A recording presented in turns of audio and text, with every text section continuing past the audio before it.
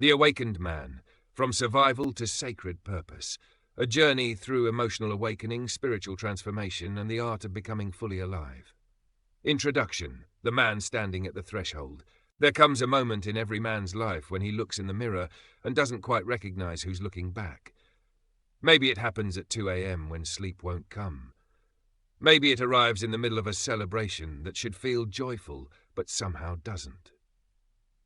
Or perhaps it crashes down during an argument with someone you love, when words escape your mouth that you didn't know lived inside you. That moment, that terrifying, clarifying moment, is what this entire book is about. Here's what I know after decades of working with men from every walk of life. We are all carrying wounds we didn't choose, patterns we didn't design, and a deep hunger for something more that we can't quite name. We learned to survive our childhoods. We figured out how to succeed in our careers. But somewhere along the way, we lost touch with the man we were meant to become. This book is a map back to that man. You're going to learn why you feel emotionally lonely, even when surrounded by people who claim to love you. You'll discover how your childhood shaped your entire approach to relationships, often without your knowledge or consent. You'll understand why you keep attracting the same kinds of frustrating people into your life, and why you sometimes push away the ones who genuinely care. But here's what makes this journey different. We're not just going to talk about your past. We're going to talk about your present. The subtle signals your body sends when danger approaches, the intuitive wisdom that could literally save your life, and the spiritual awakening that transforms a man from someone who merely exists into someone who is fully, gloriously alive. I've sat with murderers and saints. I've counseled CEOs and homeless veterans. I've worked with men whose fathers beat them and men whose fathers simply weren't there. And here's the truth that changed everything for me. Beneath our vastly different circumstances, we share the same essential hungers. We want to matter. We want to be loved. We want our lives to count for something beyond the relentless accumulation of achievements that never quite satisfy. This book will sometimes feel uncomfortable. Good. Growth always does. You'll be asked to examine things you've spent years avoiding. You'll encounter ideas that challenge your comfortable assumptions. But I promise you this. If you stay with me, if you do the work, you will not finish this book as the same man who started it. Let me tell you about the moment I knew I had to write this. I was sitting across from a client, we'll call him David, who had achieved everything our culture says should make a man happy. He had the wife, the children, the house, the career, the respect of his peers, and yet he sat in my office, tears streaming down his face, asking a question that haunted him. Why do I feel so utterly alone? As David spoke about his childhood, a picture emerged that I've seen thousands of times now. His parents had provided everything materially. They'd attended his games, paid for his education, given him all the things they never had. But when it came to the inner world, his fears, his dreams, his crushing anxiety about whether he measured up, there was nobody home. They loved me, David said, but I don't think they ever really saw me. That distinction between being loved and being seen is one of the most important you'll encounter in these pages. Because here's what happens when we grow up feeling unseen. We become invisible to ourselves. We lose the ability to know what we actually want, what we actually feel, what we actually need. We become experts at performing, at achieving, at making everyone else comfortable, and amateurs at the one relationship that determines every other, the relationship with ourselves. This book is organized into 4 journeys, each building on the last. We'll begin by understanding where you came from, the emotional environment of your childhood, and how it shaped the man you are today. Then we'll explore the survival signals that protect you from danger, learning to distinguish between the fear that keeps you alive and the anxiety that keeps you small. Next, we'll examine the spiritual foundations of true manhood, what it means to live with purpose, integrity, and genuine love. Finally, we'll explore what it looks like to become the kind of husband, father, and friend that other people feel safe with, inspired by, and genuinely grateful to know.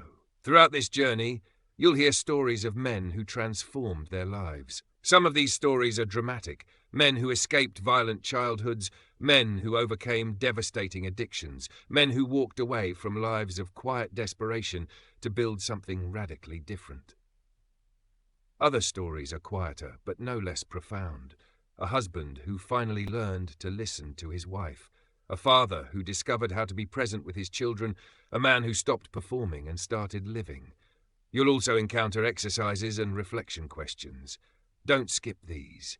The difference between knowledge and transformation is action. Reading about push-ups won't build your chest, and reading about emotional health won't heal your heart. You have to do the work. One more thing before we begin. This is not a book about blame. We're not here to condemn your parents, your circumstances, or yourself. We're here to understand, because understanding is the foundation of change. When you truly grasp why you do what you do, you gain the power to choose differently. You stop being a puppet pulled by invisible strings and become the author of your own story. So take a deep breath, find a quiet place, maybe grab a journal. The man you're about to meet, the real man, the one who's been waiting beneath all the armor and masks, is ready to come home. Let's begin. Part 1. The Architecture of the Wounded Heart. Chapter 1. The Loneliness No One Talks About. Chapter Summary. We'll explore the hidden epidemic of emotional loneliness, the sense of being unseen even when surrounded by others. You'll understand how childhood experiences shape adult relationships and why you might feel guilty for being unhappy, even when your life looks perfect from the outside. Most importantly, you'll begin to recognize that your pain has a source, and naming that source is the first step toward healing. Let me tell you about Jake.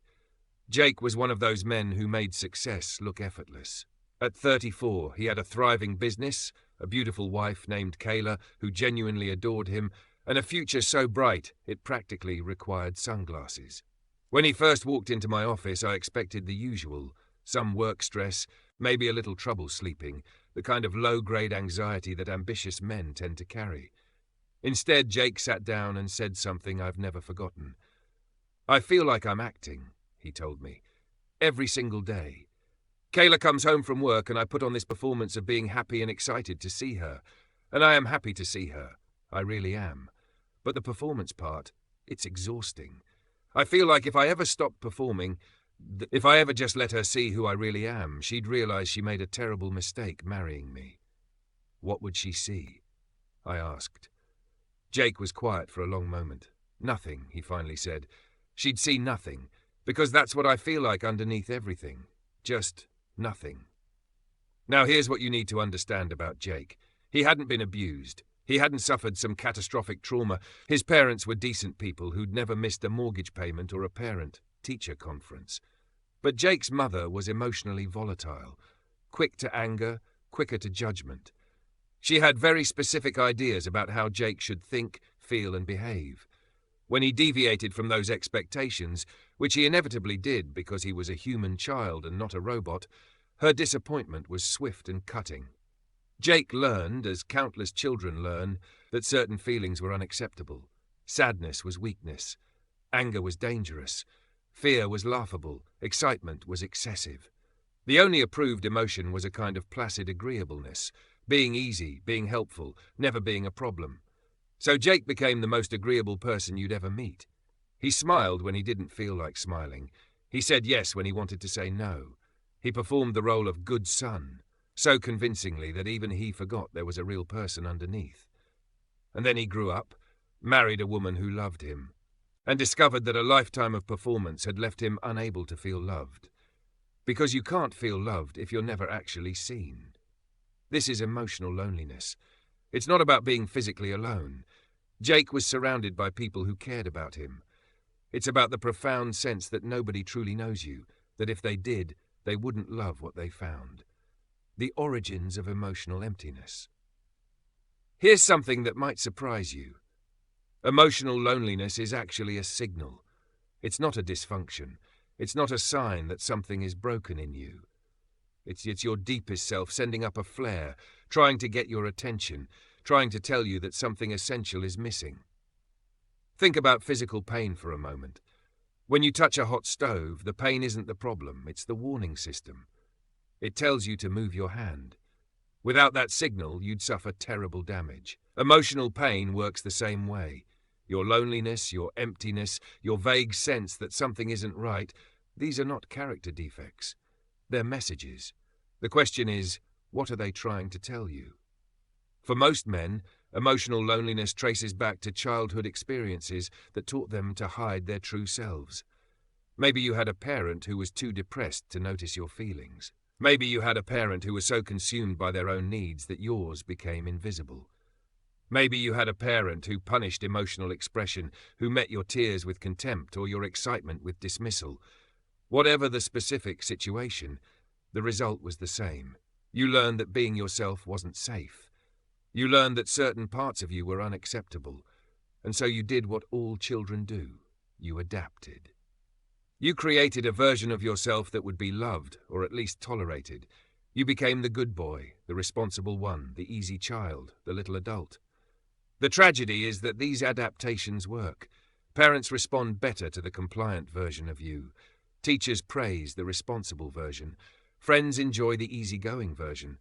But the real you, the one with needs and fears and complicated feelings, goes into hiding, and eventually you lose the map back. The guilt of appearing ungrateful. Here's something I hear constantly from the men I work with. I should be happy. Look at everything I have. What right do I have to complain? This guilt, the guilt of being unhappy when your life looks perfect from the outside, is one of the most toxic emotions a man can carry. It's also one of the clearest indicators that something important was missing in your emotional development. Here's why. The guilt comes from a confusion between material well-being and emotional well-being. Your parents may have provided every physical comfort. They may have sacrificed enormously to give you opportunities they never had, and you're genuinely grateful for that, as you should be. But gratitude for material provision doesn't cancel out the pain of emotional neglect. These are different categories entirely. A child can have a warm bed, good food, excellent education, and still starve for emotional connection. The two aren't mutually exclusive. I've worked with men who grew up in mansions and men who grew up in poverty. The external circumstances varied wildly, but the internal experience was often strikingly similar. A child who felt unseen, a child who learned to hide, a child who grew into a man who couldn't understand why success felt so hollow. Your pain is legitimate. Your loneliness is real. And acknowledging those truths isn't a betrayal of your parents or an indictment of your upbringing. It's the beginning of finally caring for the part of yourself that's been waiting decades to be seen. How the past keeps showing up. Now here's the really fascinating and sometimes infuriating part. We tend to recreate our childhood emotional environments in our adult relationships. Why? Because the familiar feels safe, even when it's painful. Your brain's most primitive systems are wired to seek out what you already know. If you grew up with emotional distance, you'll find yourself drawn to partners who keep you at arm's length. If you grew up with volatility, you'll feel strangely comfortable with people whose moods shift without warning. It's not that you enjoy being treated poorly. It's that your nervous system recognizes the pattern and interprets it as home. Sophie, a client of mine, dated a man named Jerry for 5 years. She desperately wanted to get married, but Jerry was in no hurry. He was fun and charming, but whenever Sophie tried to talk about her feelings or their future, he'd shut down completely. "Why are you always so serious?" he'd ask. "Can't we just enjoy things?" Sophie felt frustrated and confused. She loved Jerry, but she also felt perpetually lonely in the relationship. It wasn't until we explored her childhood that the pattern became clear. Sophie's mother had been exactly the same way. Any expression of genuine emotion was met with dismissal or mockery. Sophie had learned that her feelings were excessive, unreasonable, a burden to others. So what did she do? She found a partner who confirmed everything she'd been taught. Jerry's emotional unavailability wasn't a bug in the relationship. From Sophie's unconscious perspective, it was the feature. It felt normal. It felt like love was supposed to feel. This is why insight matters. When you can't see the pattern, you're doomed to repeat it. But once you recognize what's happening, once you understand that your attraction to emotionally distant partners isn't about love but about familiarity, you gain the power to choose differently. The role, Self, who you became to survive. Every child who grows up with emotionally immature parents develops what I call a role self. This is the version of you that got the best results in your particular family system. The heroic helper, the invisible child, the family comedian, the little philosopher. These roles are brilliant survival strategies.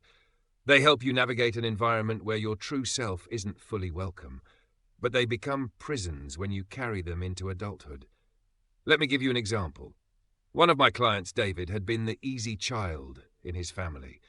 His older brother was volatile and demanding, always creating drama that consumed their parents' attention. David learned that the way to get any scraps of parental focus was to be absolutely no trouble. He didn't ask for things. He didn't express needs. He became fiercely independent, never letting anyone see that he might be struggling. As an adult, David was successful and well-liked. He was also, in his own words, completely incapable of asking for help. When his marriage hit a rough patch, he kept it entirely to himself. When his business faced challenges, he worked 80-hour weeks rather than admit he needed support. His role, self, the one who needed nothing from anyone, had kept him safe as a child, but it was slowly killing him as an adult. Here's what I want you to understand. Your role, self, isn't who you really are. It's a costume you put on decades ago because it was the only way to get through the day. The costume served its purpose. It protected you. But you're not a child anymore, and you don't need it to survive. The question is, who are you without it? A new kind of safety. I want to pause here and address something that might be stirring in you as you read this. You might be feeling exposed. You might be feeling angry at your parents, at yourself, at me for bringing all this up. These reactions are normal. They're actually signs that something important is happening. The work we're doing here isn't comfortable, but it's profoundly safe. Understanding your past doesn't change your past. It changes your relationship to it. The things that happened to you, the patterns you learned, the roles you adopted, these are not your fault, but they are your responsibility to address. Not because you're to blame, but because you're the only one who can do anything about them now. Think of it this way. If you were in a car accident that wasn't your fault, you'd still need to do the physical therapy to regain full use of your body. The accident wasn't your fault, but the rehabilitation is your responsibility. It's the same with emotional patterns. You didn't choose your childhood, but you can choose how you respond to its effects. Key takeaway: your emotional loneliness isn't a character defect. It's a signal from your deepest self that something essential has been missing. Understanding the source of that signal is the first step toward answering it. Reflection prompt. Think about your childhood. If you're honest with yourself, what parts of you did you learn to hide? What emotions weren't welcome in your family? What role did you play to get the love and attention you needed? Chapter 2. Recognizing the emotionally immature. Chapter summary. We'll learn to identify emotionally immature behavior in others, the rigid thinking, the low empathy, the fear of genuine emotion. You'll understand why some people can't give you the connection you crave and why that's not your fault. We'll also explore how emotional maturity develops and why so many people never achieve it. Let's talk about Mark's father. Mark was one of those rare individuals who seemed to have transcended his difficult childhood. Raised by a father who was harsh, critical, and emotionally unavailable, Mark had somehow grown into a thoughtful, successful adult with a loving family of his own. When his father died, Mark attended the funeral with the complicated mix of grief and relief that many adult children of difficult parents know well. At the reception afterward, Mark's uncle pulled him aside. "I never understood why your dad was so hard on you," he said. "You were the best one. I couldn't figure out what his problem was." Mark had spent decades wondering the same thing. He'd tried being better, smarter, more accomplished. Surely if he just achieved enough, his father would finally approve. But the approval never came. The criticism continued until the day his father died. Here's what Mark eventually understood. His father's treatment of him had nothing to do with Mark's worthiness. His father was emotionally immature. He didn't have the capacity to offer the kind of warm, affirming, emotionally engaged relationship that Mark craved. It was like asking a colorblind person to describe a sunset. The equipment simply wasn't there. This chapter is about recognizing emotional immaturity when you see it. Because once you can identify it, you stop taking it personally. You stop wondering what you could have done differently. You stop hoping that if you just try hard enough, the emotionally immature person in your life will finally give you what you need. The core features of emotional immaturity. Emotionally immature people share certain characteristics that make genuine connection nearly impossible. Let me walk you through the most important ones. Rigidity and single-mindedness. Emotionally immature people see the world in black and white. There's a right way and a wrong way, and they're always convinced they know which is which. They're not interested in other perspectives because other perspectives feel threatening. If someone disagrees with them, it's not just a difference of opinion, it's an attack. You've probably experienced this. You try to explain your point of view, thinking that if you just present it clearly enough, the other person will understand. But understanding isn't on the table. The only goal is to get you to agree. I once worked with a woman whose mother was furious that she'd decided to travel abroad for a year. "Life isn't about having fun," her mother screamed. "What's wrong with you?" When my client tried to explain her reasons, her mother simply cut her off. She didn't want to understand. She wanted compliance. What this looks like in daily life. The emotionally immature person can't handle complexity. They need things to be simple, predictable, and in accordance with their preconceived notions. When reality doesn't cooperate, they get angry or anxious rather than adjusting their expectations. Low stress tolerance. Here's something crucial to understand. Emotionally immature people are constantly overwhelmed. Their coping mechanisms are primitive. They lash out, they shut down, they blame others, they deny reality. What looks like a reasonable challenge to a mature person looks like an existential threat to someone who never developed the capacity to manage difficult emotions. Think about the father who, when his son struggled with homework, screamed, "How goddamn stupid can you be?" rather than offering patient help. The father wasn't actually angry at his son. He was terrified. His son's difficulty made him feel like a failure as a parent, and that feeling was so intolerable that he had to discharge it immediately onto the nearest target. This doesn't excuse the behavior, but understanding it changes everything. When you realize that someone's outburst is about their own inadequacy rather than your deficiency, you can stop taking it personally. You can see their rage for what it is, a desperate attempt to manage emotions they never learned to handle. Egocentrism disguised as confidence. Emotionally immature people are profoundly self-centered, but not in the way a happy child is self-centered. A child's self-focus comes from discovery and wonder. The emotionally immature adult's self-focus comes from anxiety and insecurity. They're constantly monitoring whether their needs are being met, whether someone has slighted them, whether they're getting the attention they deserve. Their self-esteem rises and falls based entirely on how others respond to them. They can't tolerate criticism, so they minimize their mistakes or blame others. Their entire emotional life is organized around protecting a fragile sense of self-worth. This creates a bizarre dynamic. They're simultaneously arrogant and fragile. They appear confident, even grandiose, but the slightest challenge sends them into defensive rage or wounded withdrawal. It's exhausting to be around, but it's even more exhausting to be them, constantly scanning the horizon for threats, never able to relax into genuine connection. The fear of emotion itself. Perhaps the most defining characteristic of emotional immaturity is a profound discomfort with genuine emotion. Not all emotion. They can rage, they can weep dramatically, they can display theatrical levels of sentimentality. But these are surface emotions, quick and shallow. What they can't tolerate is the deep, vulnerable stuff. Sadness that doesn't resolve quickly, fear that can't be immediately soothed, love that requires surrender rather than control. This is why emotionally immature parents so often punish their children for crying. The child's tears trigger something terrifying in the parent, a reminder of their own unprocessed pain, perhaps, or simply the intolerable feeling of being unable to fix something. Rather than sitting with the discomfort, they lash out. "I'll give you something to cry about" isn't just a cliché, it's a window into the emotionally immature parent's inner world. Where does emotional immaturity come from? Here's the part that might surprise you. Emotionally immature people are almost always products of emotional immaturity themselves. They weren't born this way. They were shaped by childhoods that didn't allow them to develop fully.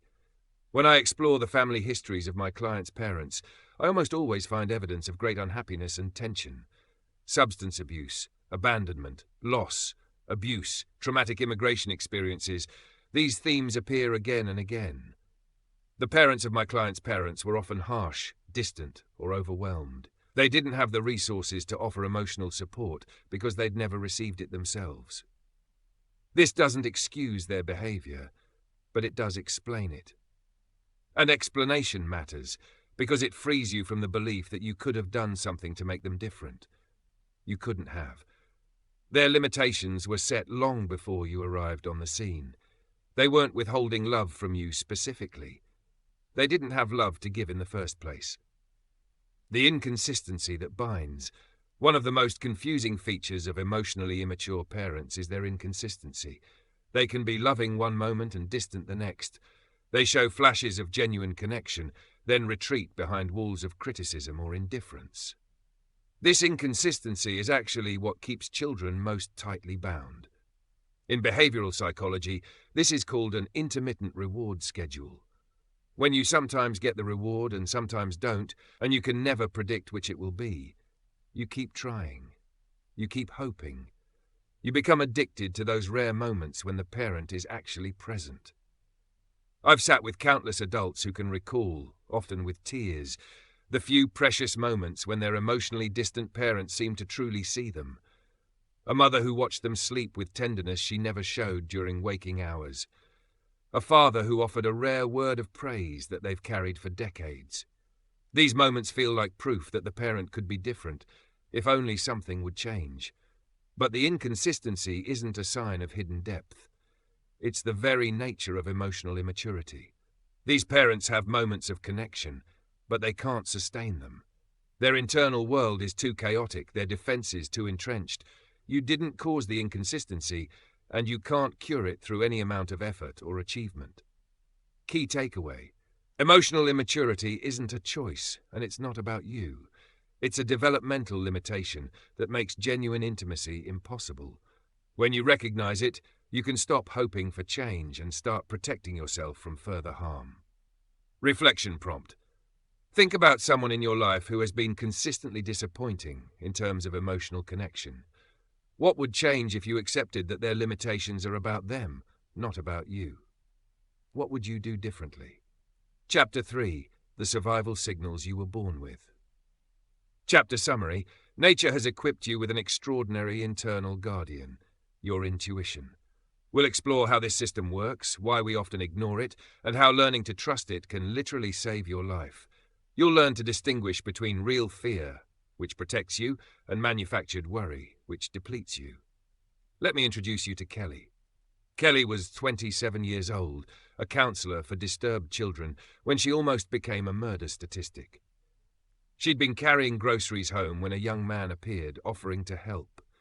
Something about him felt wrong immediately, but he was so friendly, so insistent on being helpful. She said no. He persisted. She said no again. He told her she was being too proud, and before she knew it, she'd handed over one of her bags. That was the moment everything changed. By accepting his help, Kelly had, without realizing it, signaled that she could be controlled. He walked her to her apartment. She hesitated at the door. He promised he'd just set the groceries down and leave. She let him in. He did not leave. What followed was 3 hours of terror.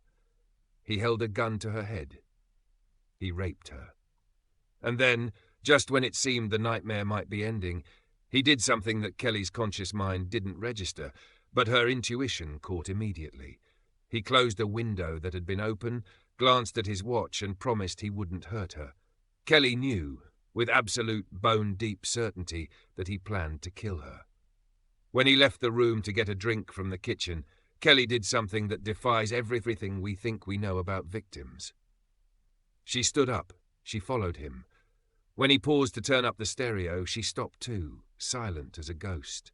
Then, as he continued toward the kitchen, she slipped out her front door and into the apartment across the hall.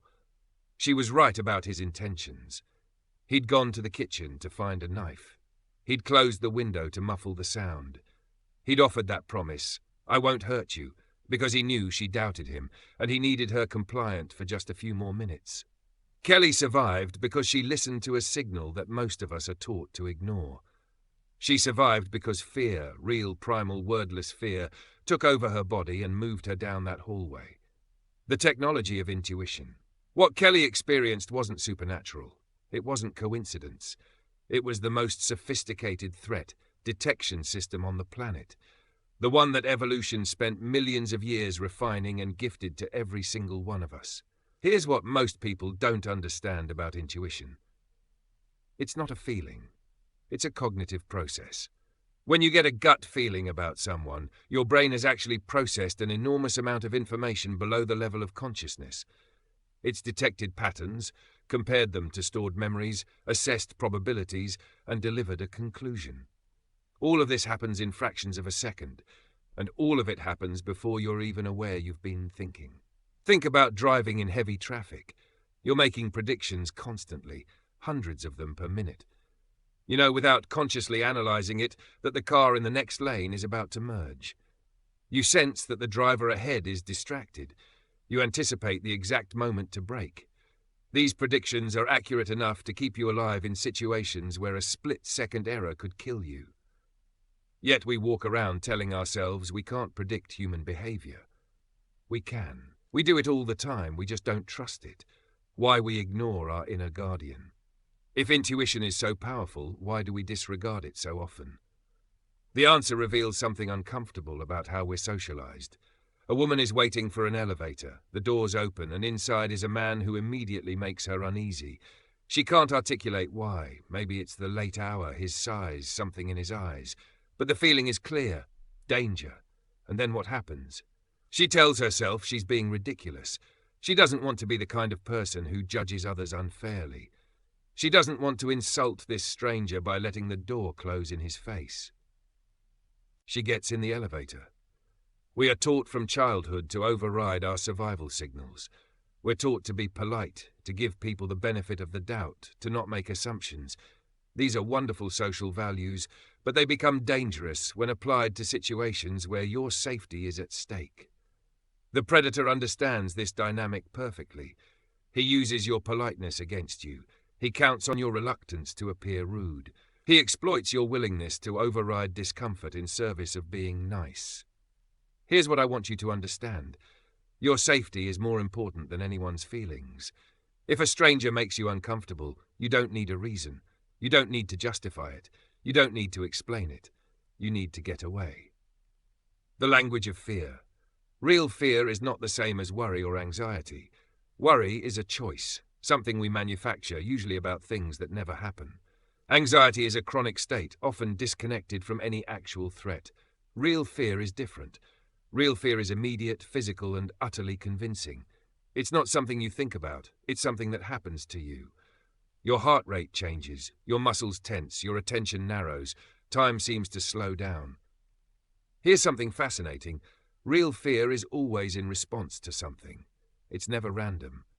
If you feel fear, there's a reason for it, even if you can't consciously identify what that reason is. Your intuition has detected a threat signal and is mobilizing your body to respond. The problem is that we've been trained to second-guess this response. We demand that fear justify itself to our rational mind before we'll act on it. But fear doesn't speak the language of logic. It speaks the language of survival. By the time you've figured out why you're afraid, it might be too late to matter. I've interviewed countless victims of violence who told me they knew something was wrong before the attack. They felt uneasy when the person approached. They noticed something off about the situation. They had a flash of apprehension that they immediately suppressed. The information was there. The signal was sent. They just didn't listen. The interview. How predators select their victims. Predatory criminals don't attack randomly. They conduct what I call an interview, a series of tests designed to determine whether you'll make a good victim. The interview can be subtle. A man offers to help with your groceries. You say no, but he persists. He's testing whether your no actually means no, or whether it means try a little harder. He's evaluating your willingness to enforce boundaries. A stranger on a plane strikes up a conversation that feels slightly too personal. He's gathering information, where you're staying, who you're meeting, whether anyone is expecting you. He's assessing your vulnerability. A date pushes past a small boundary you've set, a movie you don't want to see, a restaurant you'd rather skip. He's measuring your compliance. If you give in on small things, you'll likely give in on bigger ones. Surviving the interview requires one thing above all, a willingness to be rude. You need to be able to say no, clearly, firmly, repeatedly, and not be moved by whatever reaction follows. The person who won't take no for an answer is broadcasting his intentions. Believe him. The Jacka Framework, predicting violence.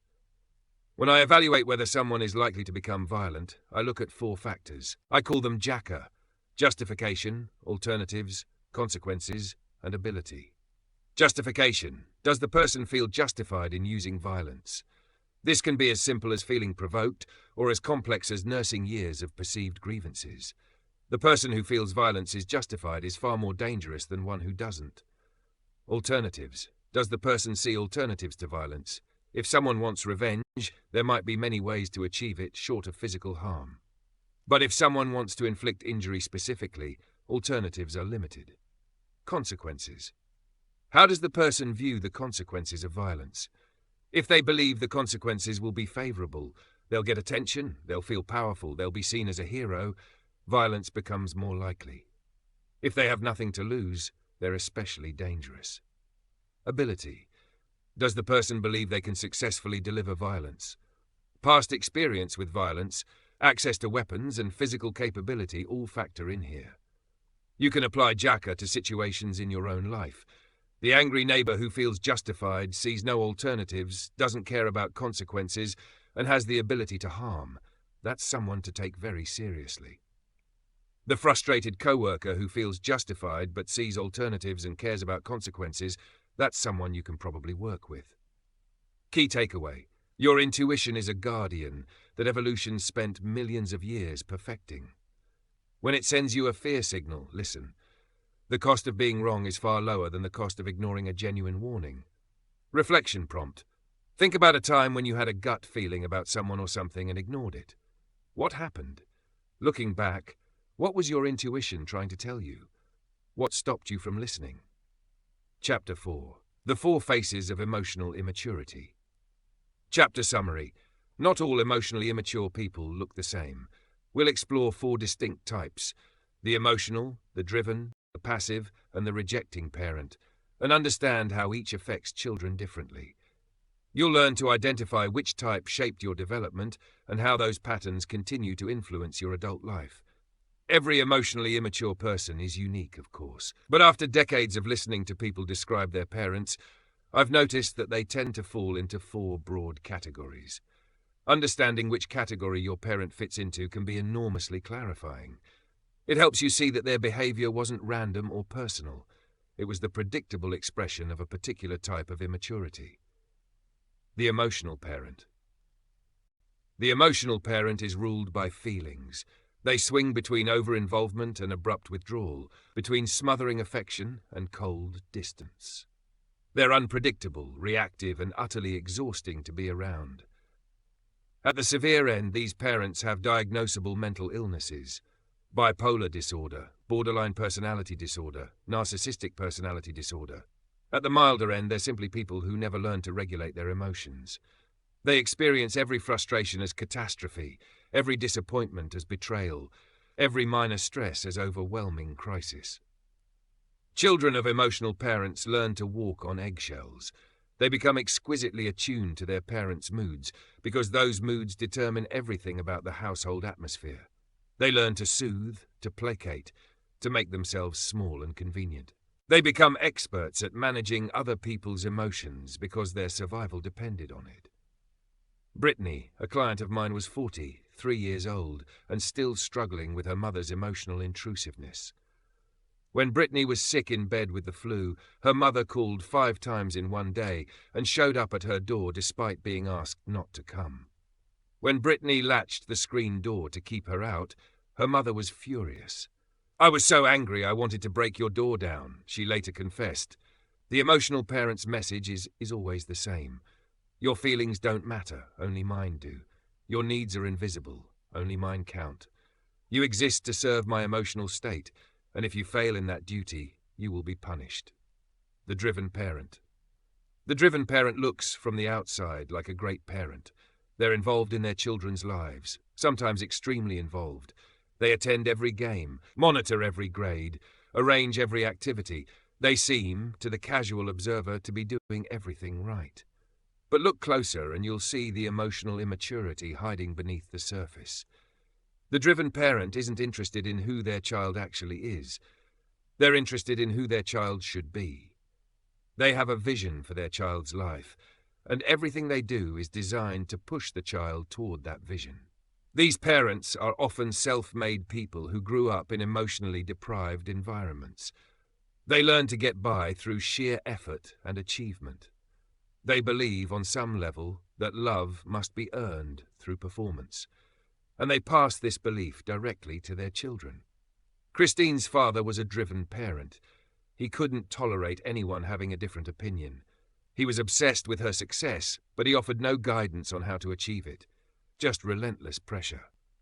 When Christine tried to learn to swim, her father literally dropped her in the pool, unable to sense what might be terrifying to a child. He would command me to do well, she told me, but didn't offer any guidance or help. I was simply ordered to be a success. Children of driven parents often become outwardly successful, but inwardly empty.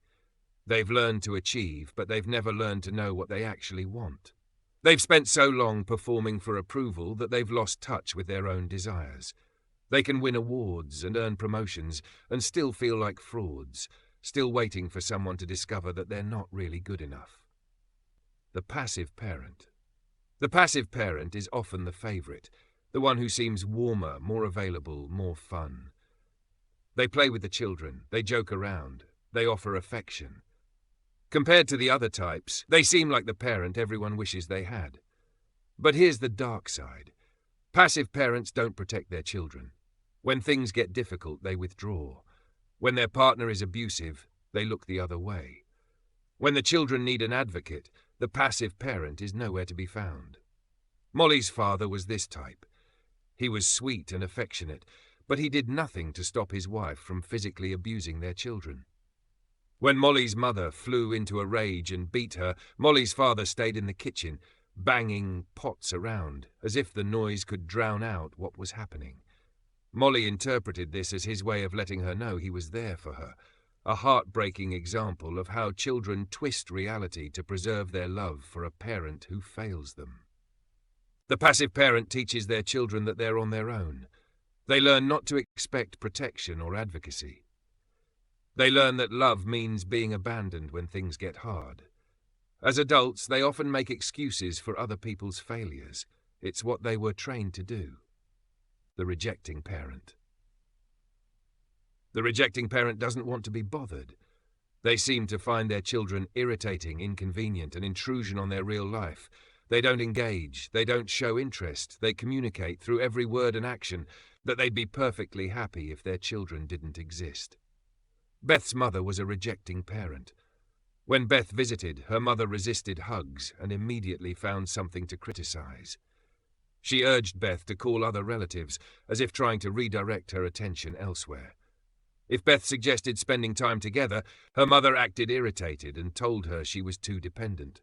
Phone calls were cut short as quickly as possible. Children of rejecting parents grow up feeling fundamentally unwanted. They believe at their core that they're a burden to others. They learn not to ask for things because asking leads to rejection. They become fiercely self-reliant, but their independence isn't a choice. It's a necessity born of knowing that no one will ever really be there for them. The common thread. Despite their different presentations, all four types share certain features. They all lack genuine empathy. They all fear emotional intimacy. They all put their own needs before their children's. They all resist self-reflection. They all struggle with emotional regulation. And here's the crucial thing. They all produce children who doubt their own worth. Whether your parent was emotional, driven, passive, or rejecting, You learned that your feelings didn't matter. Your needs were excessive, and your job was to manage the emotional state of someone who should have been managing yours. Healing fantasies, what you believed would save you. Every child of emotionally immature parents develops what I call a healing fantasy, a story about how they'll eventually get what they need. The fantasy takes different forms, but it always has the same structure. If I can just be X, then I'll finally be loved. For some, X is being perfect enough. For others, it's being successful enough, or attractive enough, or selfless enough. The fantasy is that somewhere, somehow, there's a version of yourself that would finally earn the love you've been denied. These fantasies follow us into adulthood. We carry them into our relationships, our careers, our friendships. We believe that if we can just achieve the right things, become the right person, find the right partner, then the emptiness will finally be filled. But it never works. Because the fantasy is based on a child's misunderstanding. You didn't fail to earn love. The people who should have loved you weren't capable of giving it. No amount of achievement changes that fundamental reality.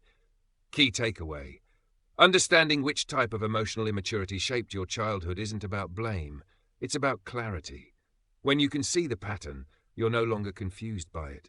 You can stop trying to fix what was never in your power to fix. Reflection prompt. Looking at the 4 types: emotional, driven, passive, and rejecting. Which one best describes your primary parent? How does that pattern continue to influence your relationships and self-image today? Chapter 5. The 2 Paths of Survival. Chapter summary. Children respond to emotional deprivation in 2 fundamentally different ways. They become internalizers or externalizers. We'll explore both paths, understanding why siblings from the same family can turn out so differently, and why internalizers, the people most likely to seek growth and change, are also most likely to struggle with anxiety, guilt, and self-doubt. Here's a puzzle that has fascinated me for years. Why do 2 children raised in the same household turn out so differently? One becomes responsible, driven, anxious. The other becomes chaotic, demanding, emotionally volatile. Same parents, same environment, radically different outcomes. The answer lies in the 2 fundamental ways children cope with emotional deprivation. They either internalize their problems or they externalize them. Both strategies are attempts to get needs met in a family system that doesn't adequately meet anyone's needs. But they lead to vastly different adult lives. The externalizer. Someone needs to fix this for me. Externalizers respond to distress by acting out. They blame others for their problems. They expect someone else to solve their difficulties. When they're unhappy, they make it everyone else's problem. They're dramatic, demanding, and exhausting to be around. Externalizing children become the squeaky wheels in their families. They demand attention through misbehavior, emotional outbursts, or crisis after crisis. Their parents may complain about them constantly, but they also devote enormous energy to managing them. In a strange way, the externalizing child succeeds. They get attention, even if it's negative. The problem is that externalizing doesn't promote growth. Externalizers never learn to self-reflect because they're always focused on what others should be doing differently. They never develop self-control because they're always looking for external soothing. They remain, in many ways, emotional children their entire lives. Most emotionally immature parents are externalizers. That's why they blame their children for their feelings, demand that others manage their emotions, and never take responsibility for their own behavior. They're stuck in a child's worldview, waiting for someone else to make things right. The internalizer. I need to fix myself. Internalizers respond to distress by looking inward. They assume that if something is wrong, it's probably their fault. They try harder, work longer, sacrifice more. They believe that if they can just be good enough, smart enough, successful enough, love will follow. Internalizing children become the easy ones, the ones who don't make trouble, who handle things on their own, who seem to need nothing from anyone. Their parents may praise them for being so mature, so responsible, but underneath the mature exterior, these children are starving. They've learned that their needs won't be met, so they've stopped expressing them. They've learned that being good is the only way to get any attention at all. As adults, internalizers face a particular set of challenges. They struggle to ask for help because they've never learned that help is available. They feel guilty for having needs because they've been trained that needs are burdensome.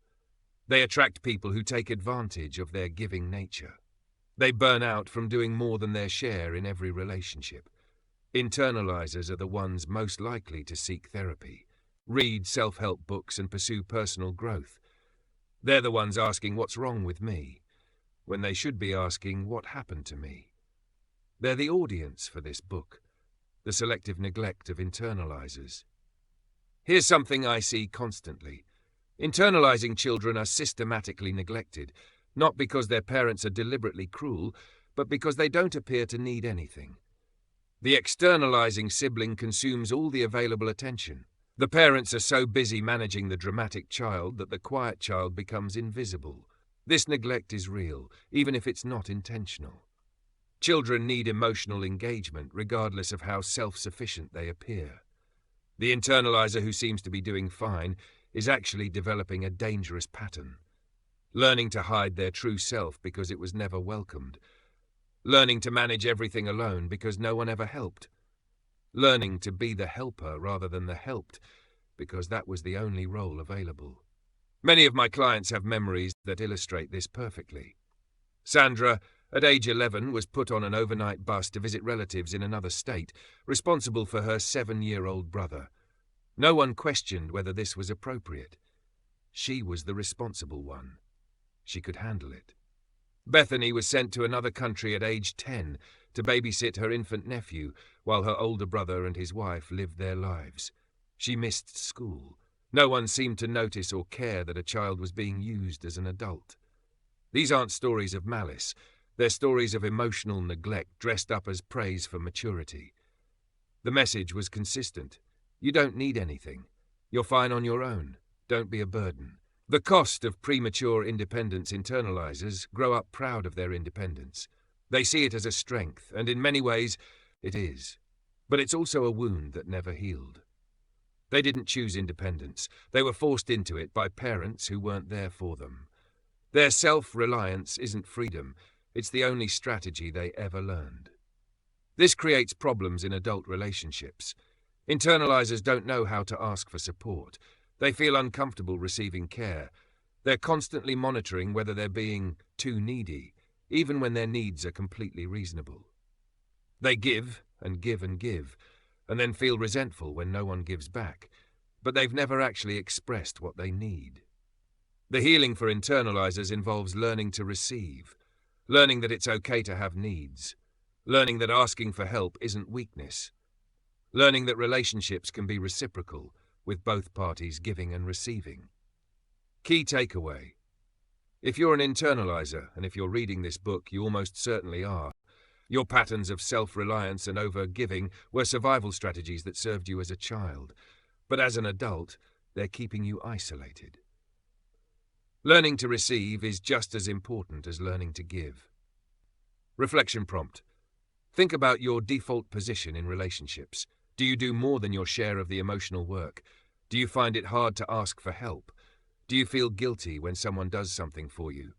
Where did these patterns come from? Part 2. The Spiritual Awakening of a Man. Chapter 6. Worship and the Divided Heart. Chapter Summary. We'll explore the surprising truth that every man is a worshipper. The only question is what we worship. You'll learn to identify the idols that compete for your devotion, understand why they never satisfy, and begin the journey toward a life centered on what truly deserves your ultimate allegiance. Let me tell you about the moment I understood something crucial about the human heart. I was sitting with a client named Tom, a prominent attorney who had achieved everything our culture says should make a man happy. He had wealth, influence, respect. But as he sat in my office, tears streaming down his face, he said something I've never forgotten. My life has no meaning. It's as though I've been chasing the wind all these years. Tom had attended a prayer breakfast 6 months earlier, not because he was particularly religious, but because a friend had invited him. What he heard there unsettled him. The men speaking described a peace, a sense of purpose, that Tom had never experienced. They attributed it to a personal relationship with God. Not church attendance, not religious observance, but genuine living connection with their Creator. Tom had been a faithful churchman for 30 years. He'd done everything right. And yet he sat in my office, empty and bewildered, asking the question that all of us must eventually face. Why do I exist? What is the purpose of my life? Here's what I've learned. Every man is a worshipper. Every single one. We were designed this way. The only question is what or whom we worship. The architecture of worship. When I use the word worship, I'm not just talking about religious services or spiritual practices. I'm talking about something far more fundamental. The orientation of your entire life around a central object of devotion. What we worship, we adore. We sacrifice for it, we focus on it, we submit to it, we seek after it, we hope in it, we serve it, we speak about it. We look to it for peace, meaning and happiness. We spend a great amount of our thoughts, time, energy and resources on it. By this definition, worship isn't optional. You can't not worship. You're always orienting your life around something. The question is whether that something is worthy of the devotion you're offering. For most men in our culture, the objects of worship include success, money, career, pleasure, comfort, control, reputation, physical appearance, romantic love, family, or some idealized version of the good life. These are the things we believe will finally make us happy. These are the altars at which we offer our sacrifices of time, energy, and attention. And here's the brutal truth. None of them can bear the weight we place on them. They're not designed to. Asking your career to give your life meaning is like asking your toaster to fly you to the moon. It's the wrong tool for the job. Recognizing your idols. An idol is anything that we consistently make equal to or more important than God in our attention, desire, devotion, or choices. The Bible uses strong language about idols, calling them abominations, deceptions, things that will ultimately destroy us. But idols are also subtle. They rarely announce themselves. They slip into our lives disguised as good things. How can you recognize an idol of the heart? Here's a simple test. If you habitually sin to get something, or if you habitually sin because you can't have something, that something is likely an idol. When you lie to advance your career is an idol.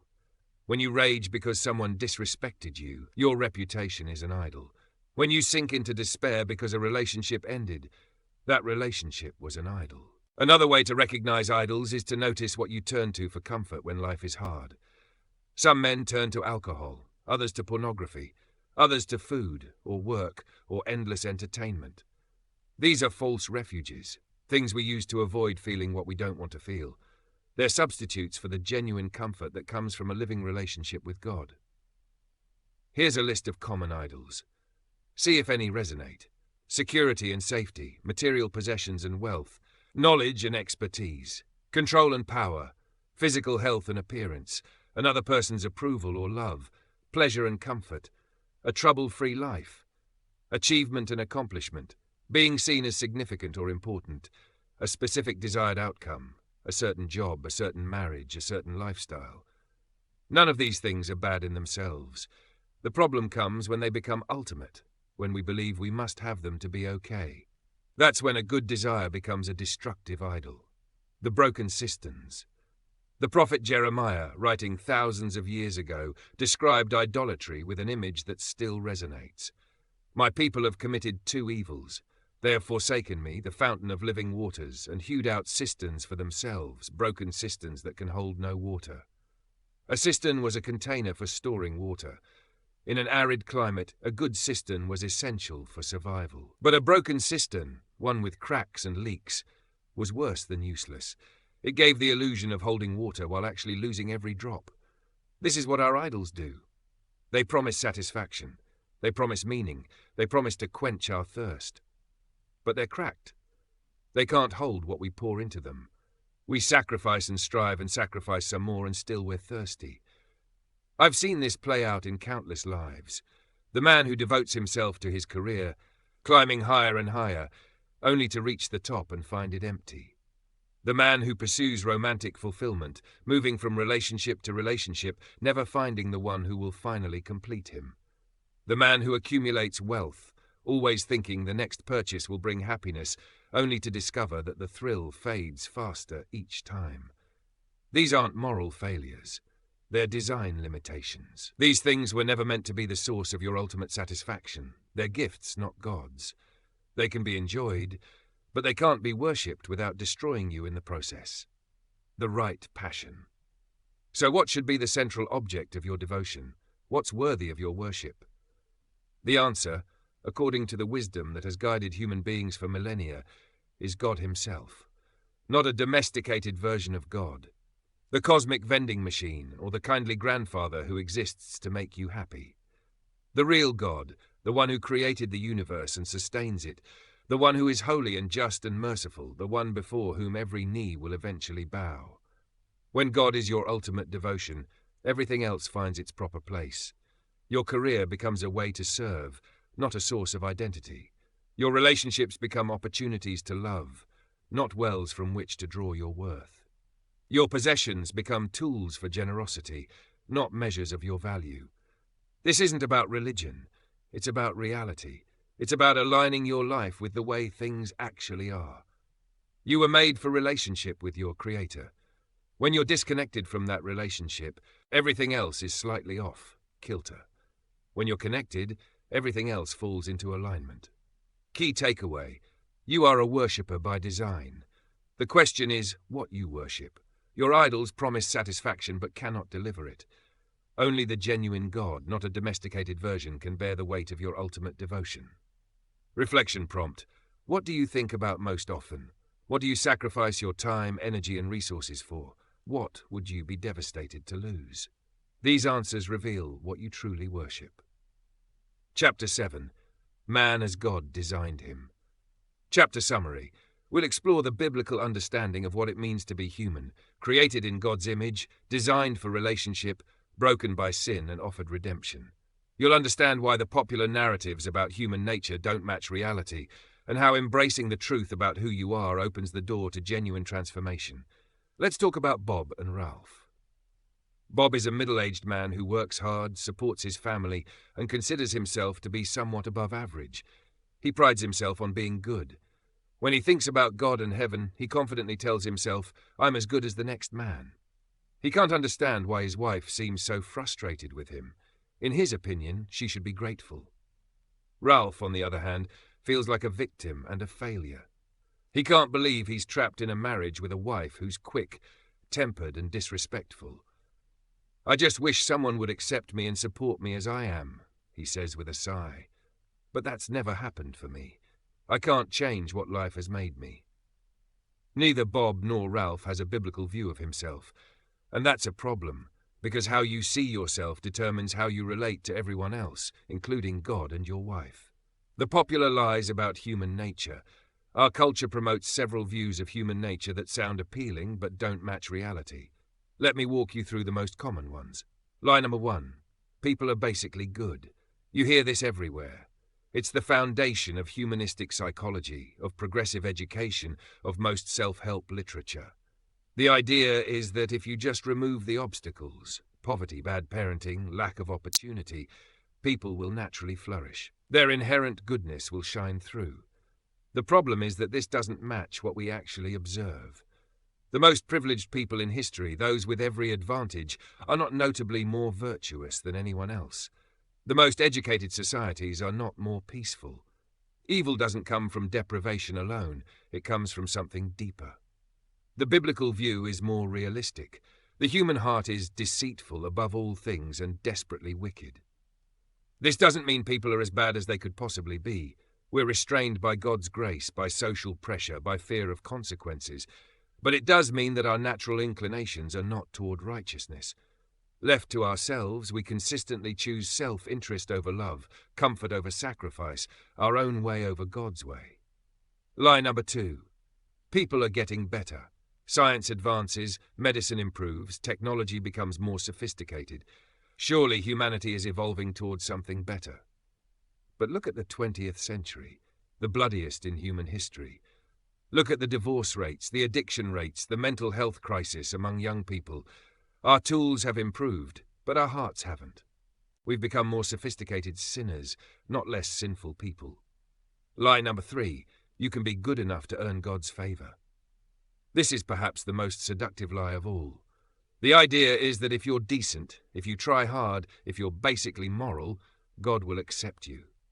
After all, you're not a murderer or a criminal. You're a good person. But the standard isn't better than the average person. The standard is perfection. Every single one of us has violated our own conscience, let alone God's law. We've lied, we've lusted, we've been selfish, we've put ourselves first. If God is perfectly holy, perfectly just, then even one sin is enough to separate us from him. This sounds harsh. It sounds like bad news. And it is bad news until you understand what comes next. Who we actually are. Let me give you the biblical picture of humanity in a few clear strokes. First, we are created by God. We didn't emerge from random processes. We were designed, crafted, given life by a creator who had a purpose in mind. This means we're not accidents.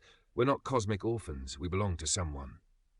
Second, we are created in God's image. This is a profound statement with enormous implications.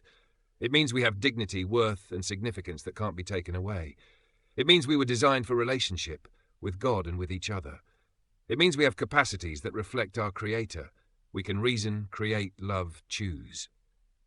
Third, we are created for God, not for ourselves, not for our own fulfillment or happiness.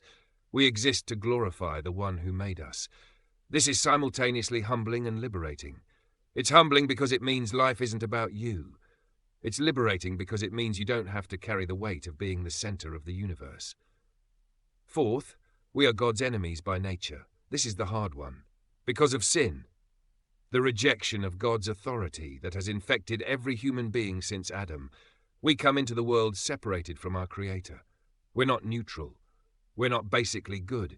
We're rebels, every one of us, and we deserve the consequences of our rebellion. The good news. But here's where the story turns. God didn't leave us in our rebellion. He didn't write us off. Instead, he took the initiative to reconcile us to himself. The Christian gospel, the good news, is that God the Son, Jesus Christ, became a human being, lived a perfect life, died a criminal's death, and rose from the grave. In dying, he took the punishment that we deserved. In rising, he demonstrated his power over death and his ability to give new life to anyone who trusts in him. This is not a transaction you earn. It's a gift you receive. You don't clean yourself up and then come to God. You come to God as you are, broken, sinful, helpless, and he cleans you up. You don't prove yourself worthy. You admit you're unworthy, and he declares you worthy on the basis of what Christ has done. Saving faith involves acknowledging the truth about yourself and the truth about God. It means admitting that you've been living for yourself rather than for your Creator. It means believing that Christ's death paid for your sins. It means entrusting your life, your present and your future, to him. What this means for your marriage. You might be wondering what all this theology has to do with being a better husband. Everything, actually. You can't love your wife as Christ loved the church if you don't know Christ.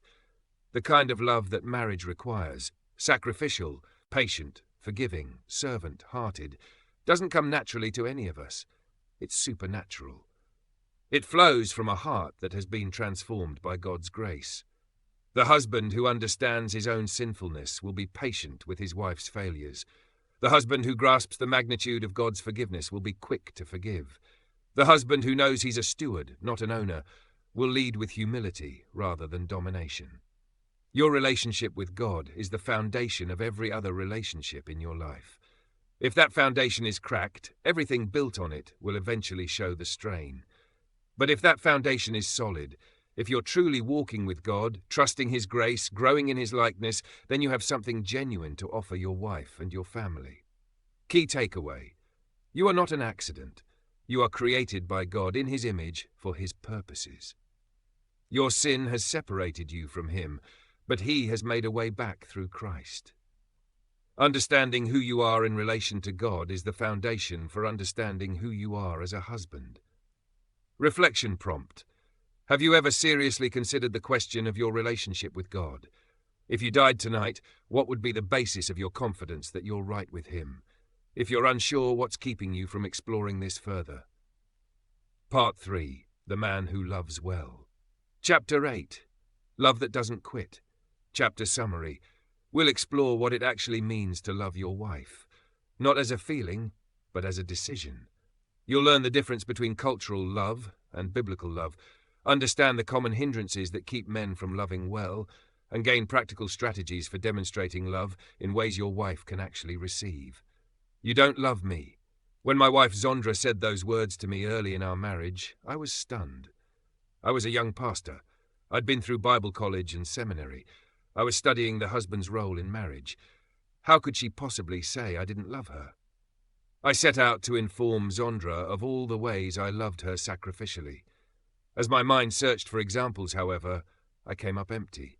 I mentioned a few things I'd done for her, but the truth was, I did just enough to get by, and there was often a benefit for me.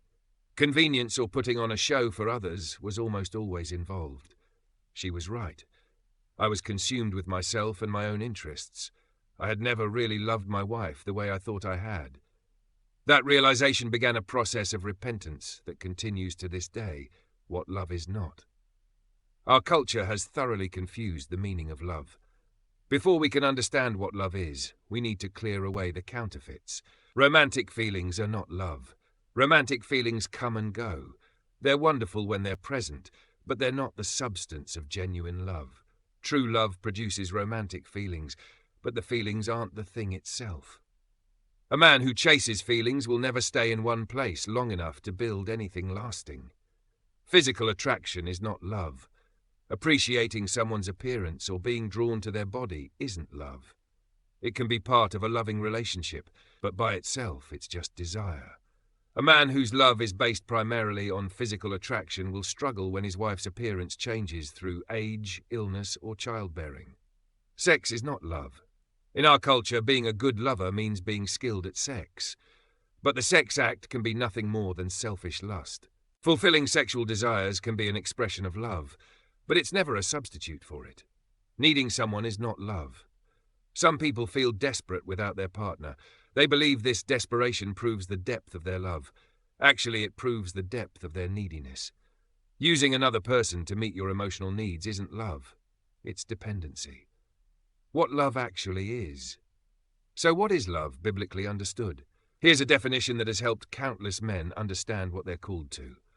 Love is a selfless and enduring commitment of the will to care about and benefit another person by righteous, truthful, and compassionate thoughts, words, and actions. Let me break that down.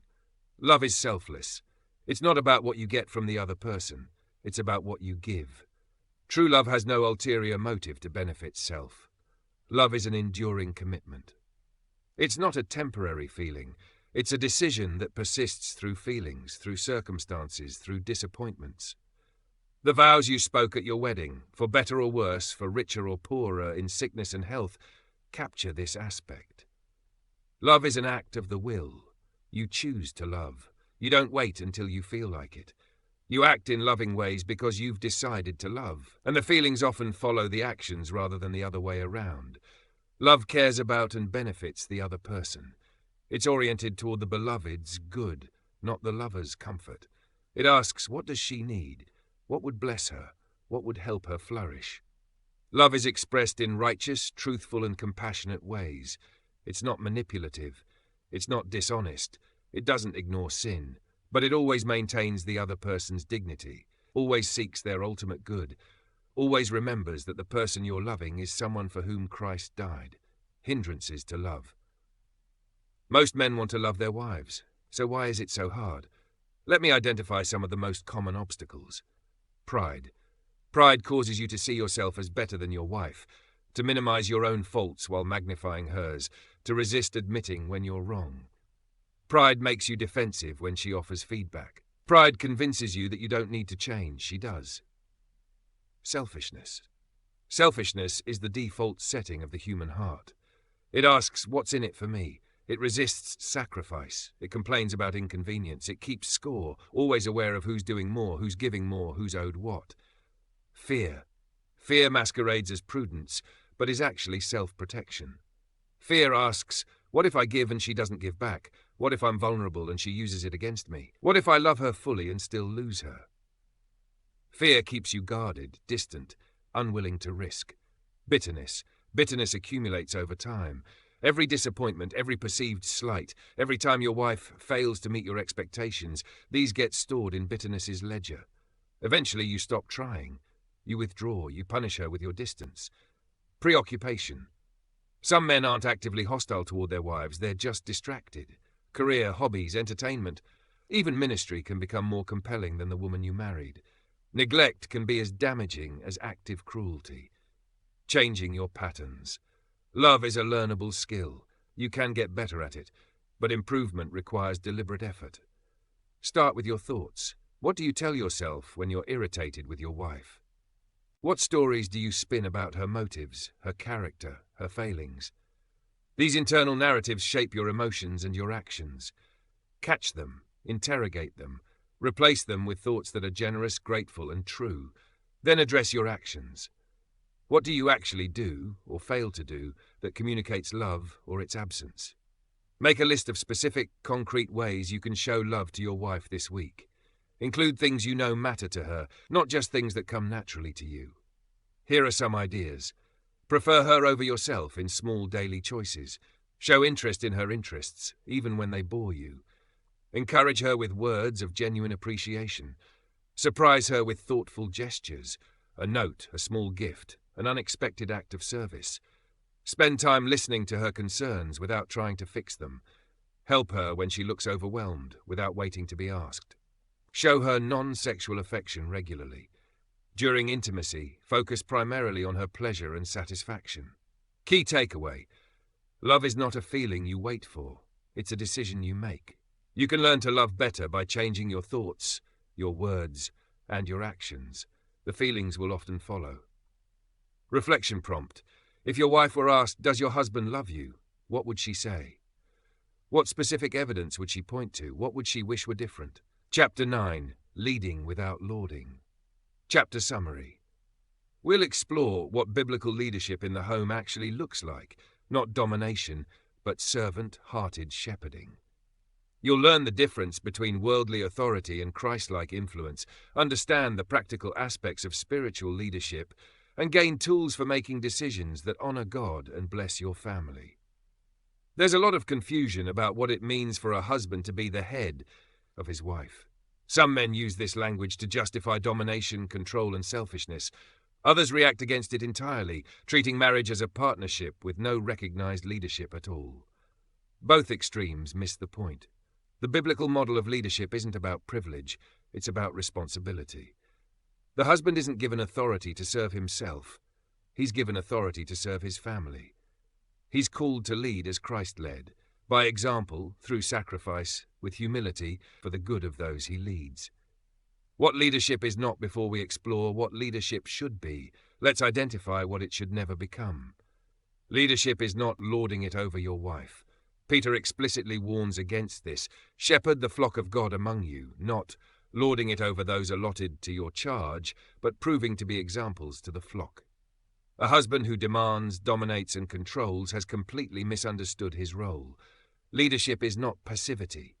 Some men abdicate leadership entirely. They let their wives make all the decisions, carry all the responsibility, manage everything. This isn't humility. It's cowardice. God didn't call you to be a passenger in your own home. Leadership is not harshness. Colossians 3:19 commands husbands to love their wives and not be harsh with them. Impatience, criticism, and sharp words have no place in godly leadership. Leadership is not abdicating spiritual responsibility. You are accountable for the spiritual climate of your home. This doesn't mean you're responsible for your wife's choices. She makes her own decisions. But it does mean you set the tone, you take initiative, you model what you want to see. The shepherd model. The Bible's primary image for leadership is the shepherd, not the CEO, not the military commander, not the boss. The shepherd. What does a shepherd do? He knows where he's going. He leads by example, walking ahead of the sheep. He protects them from danger. He provides for their needs. He knows them individually. When they stray, he pursues them. When they're hurt, he cares for them. He's willing to sacrifice his own comfort, even his life, for their welfare. This is what godly leadership looks like. It's not about issuing orders from a distance. It's about being present, being involved, being willing to do whatever it takes to see your family flourish. Think about how Christ led. He washed his disciples' feet, a task so menial that not even servants were normally required to do it. He taught them patiently, even when they were slow to understand. He corrected them when necessary, but always for their good. He sacrificed everything for them, ultimately laying down his life. That's the pattern. The husband who leads like Christ doesn't ask, "What do I get from this?" He asks, "What can I give? How can I serve? What does my family need from me right now?" Leadership. So what does this look like in daily life? Know your direction. A shepherd who doesn't know where he's going isn't leading, he's wandering. You need to be clear about your own goals, your family's priorities, the values that guide your decisions. This clarity doesn't happen by accident. It requires time in God's word, prayer, thought about what matters most. Oversee, don't micromanage. Leadership involves keeping an eye on things, the spiritual atmosphere, the relational dynamics, the practical needs. But it doesn't mean controlling every detail of your wife's life. Give her freedom to manage the home, to make decisions, to exercise her gifts. Your oversight is protective, not oppressive. Serve actively. The leader who doesn't serve is a contradiction in terms. Look for ways to lighten your wife's load. Anticipate needs before they're expressed. Be the first to volunteer for unpleasant tasks. Model the kind of servant, heartedness you want to see in your family. Make decisions carefully. Rash decisions are the enemy of good leadership. Gather information, seek counsel, especially from your wife. Pray for wisdom. Think through implications. And when you've done your due diligence, make the decision with confidence, trusting God's sovereignty over outcomes. Protect your family. This includes physical protection. Certainly, making sure your home is safe, your finances are secure, your family isn't exposed to unnecessary danger. But it also includes spiritual protection, being alert to influences that could harm your family's faith, relationships that could pull them away from God, patterns that could lead them into temptation.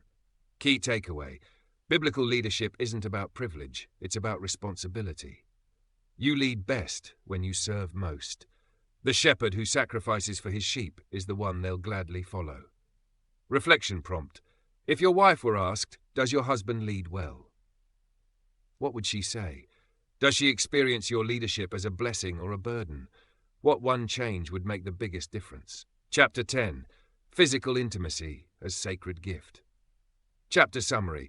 We'll explore God's design for sexual intimacy in marriage, not as a source of shame or a tool for selfish gratification, no, but as a holy and joyous expression of love between husband and wife. You'll learn how to approach physical intimacy with your wife's pleasure and comfort as your primary concern. Sex is one of God's greatest gifts. It's also one of the most thoroughly corrupted by our culture. We're bombarded with distorted images, twisted expectations, and lies about what sex is supposed to be. Many Christian men carry shame about their sexuality, confusion about what's permitted, and selfishness about what they want. It's time to reclaim a biblical vision. Sex as God designed it is pure, holy, and meant to be richly enjoyed. It's a source of profound connection between husband and wife. It's an act of worship when approached with the right heart. Sex is holy. This might be the most important thing to understand. Sex in marriage is not dirty. It's not a concession to our baser instincts. It's not something to be embarrassed about or whispered about in hushed tones. God created sex. He designed our bodies, our desires, our capacity for pleasure. He called his creation very good, and that includes our sexuality. The Song of Solomon, an entire book of the Bible, celebrates the joy of marital intimacy in vivid poetic language. The marriage bed is undefiled. That means when a husband and wife come together with pure hearts, their intimacy is as holy as prayer, as sacred as worship. That's a radical reorientation for many men who've absorbed the culture's distorted view. Sex is for giving, not getting. Here's where most men struggle. Our culture teaches us that sex is about our pleasure, our satisfaction, our release. We're trained by pornography, by media, by peer talk to view sex through the lens of what we want. But biblical sexuality is fundamentally other, centered. The body doesn't belong to you alone. It belongs also to your spouse. You're commanded to fulfill your marital duty not primarily by seeking your own satisfaction, but by giving yourself for your wife's. This is countercultural in the extreme. It requires learning your wife's body, her responses, her preferences. It requires patience, because women typically need more time and different kinds of stimulation to become aroused. It requires communication, talking about what feels good, what doesn't, what she'd like to try or not try. The husband who focuses primarily on his own pleasure is missing the point. The husband who makes his wife's pleasure his priority is honoring God and building intimacy. Becoming a better lover, sexual skill is learnable. You can improve. Here are some guiding principles. Investigate her desires. Ask your wife what she enjoys. What turns her on? What turns her off? When does she feel most desirous? What would she like you to do differently? These conversations might feel awkward at first, but they're essential. Your wife is the world's leading expert on her own sexuality. Be patient. Most women need time to become aroused, often more time than men realize. Rushing toward penetration before your wife is ready is a recipe for frustration and pain. Take your time, enjoy the journey, focus on her pleasure throughout. Be relational. For most women, sex is not just physical, it's emotional, relational, spiritual. The way you treat her during the day affects her responsiveness at night. Kind words, thoughtful gestures, non-sexual touch, these create the atmosphere in which intimacy flourishes. Prioritize hygiene. Showing up for intimacy clean, fresh, smelling, and well-groomed communicates that you care about her experience. Neglecting basic hygiene is selfish and thoughtless. Never insist on what violates her conscience. Your wife may have boundaries about certain activities based on her understanding of Scripture, her personal comfort, or her history. You must never pressure, manipulate, or coerce her to do anything that violates her conscience. If you loved me, you would is emotional manipulation, not marital love. Be available even when you're not in the mood. Just as you're called to serve your wife sexually, there will be times when she desires you and you're tired or disinterested. Unless there's a legitimate reason to abstain, serve her. Love isn't about convenience. Key takeaway: sex is God's gift, meant to be enjoyed fully within marriage. When you shift your focus from your own pleasure to your wife's, intimacy deepens, and God is honored. Reflection prompt: how would your wife describe your sexual relationship? Would she say you're attentive to her needs, patient with her pace, and focused on her pleasure? What could you improve? Part 4. The Man Who Faces Himself. Chapter 11. The Danger Signals We Ignore. Chapter summary. You'll learn to recognize the 7 survival signals that predators use to manipulate and control. Conversations might feel awkward at first, but they're essential. Your wife is the world's leading expert on her own sexuality. Be patient. Most women need time to become aroused, often more time than men realize. Rushing toward penetration before your wife is ready is a recipe for frustration and pain. Take your time. Enjoy the journey. Focus on her pleasure throughout. Be relational. For most women, sex is not just physical. It's emotional, relational, spiritual. The way you treat her during the day affects her responsiveness at night. Kind words, thoughtful gestures, non-sexual touch, these create the atmosphere in which intimacy flourishes. Prioritize hygiene. Showing up for intimacy clean, fresh, smelling, and well-groomed communicates that you care about her experience. Neglecting basic hygiene is selfish and thoughtless. Never insist on what violates her conscience. Your wife may have boundaries about certain activities based on her understanding of Scripture, her personal comfort, or her history. You must never pressure, manipulate, or coerce her to do anything that violates her conscience. If you loved me, you would is emotional manipulation, not marital love.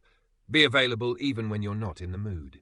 Just as you're called to serve your wife sexually, there will be times when she desires you and you're tired or disinterested. Unless there's a legitimate reason to abstain, serve her. Love isn't about convenience. Key takeaway: sex is God's gift, meant to be enjoyed fully within marriage. When you shift your focus from your own pleasure to your wife's, intimacy deepens and God is honored.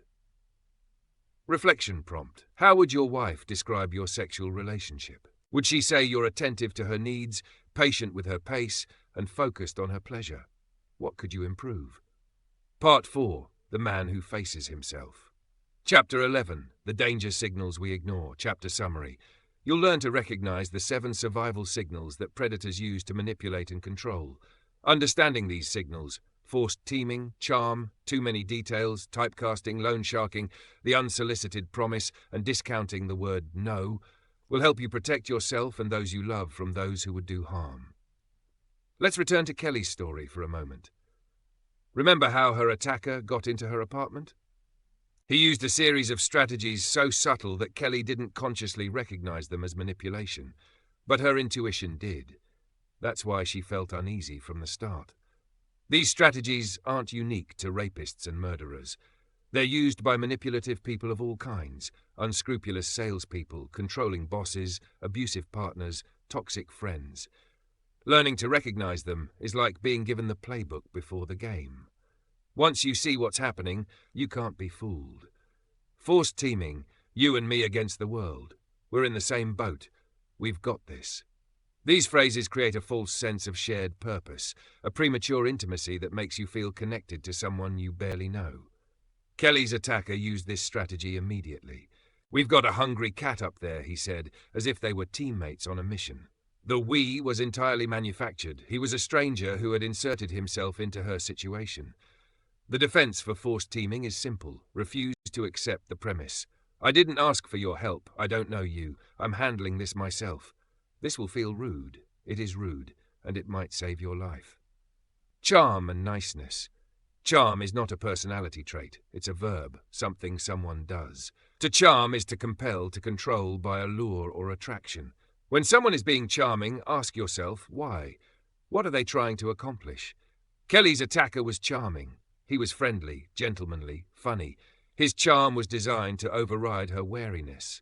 And it worked, because she'd been taught that you shouldn't judge people unfairly, that you should give them the benefit of the doubt. Think of charm as a tool, not a quality. A genuinely good person doesn't need to charm you. Their character speaks for itself. The person who turns on the charm is often trying to get something from you that you wouldn't give freely. Too many details. When people are lying, they often provide unnecessary details. Why? Because the truth doesn't need to be buttressed. But a lie, even if it sounds credible to you, doesn't sound credible to the liar. So they keep talking, piling on details, until you're distracted from the essential context. Kelly's attacker told her about forgetting to feed a friend's cat. He told her about his broken watch. He talked about how ladies left doors open in old movies. None of this information was relevant to the situation. It was all designed to make him seem familiar, to make her forget that he was a complete stranger who had no business being in her apartment.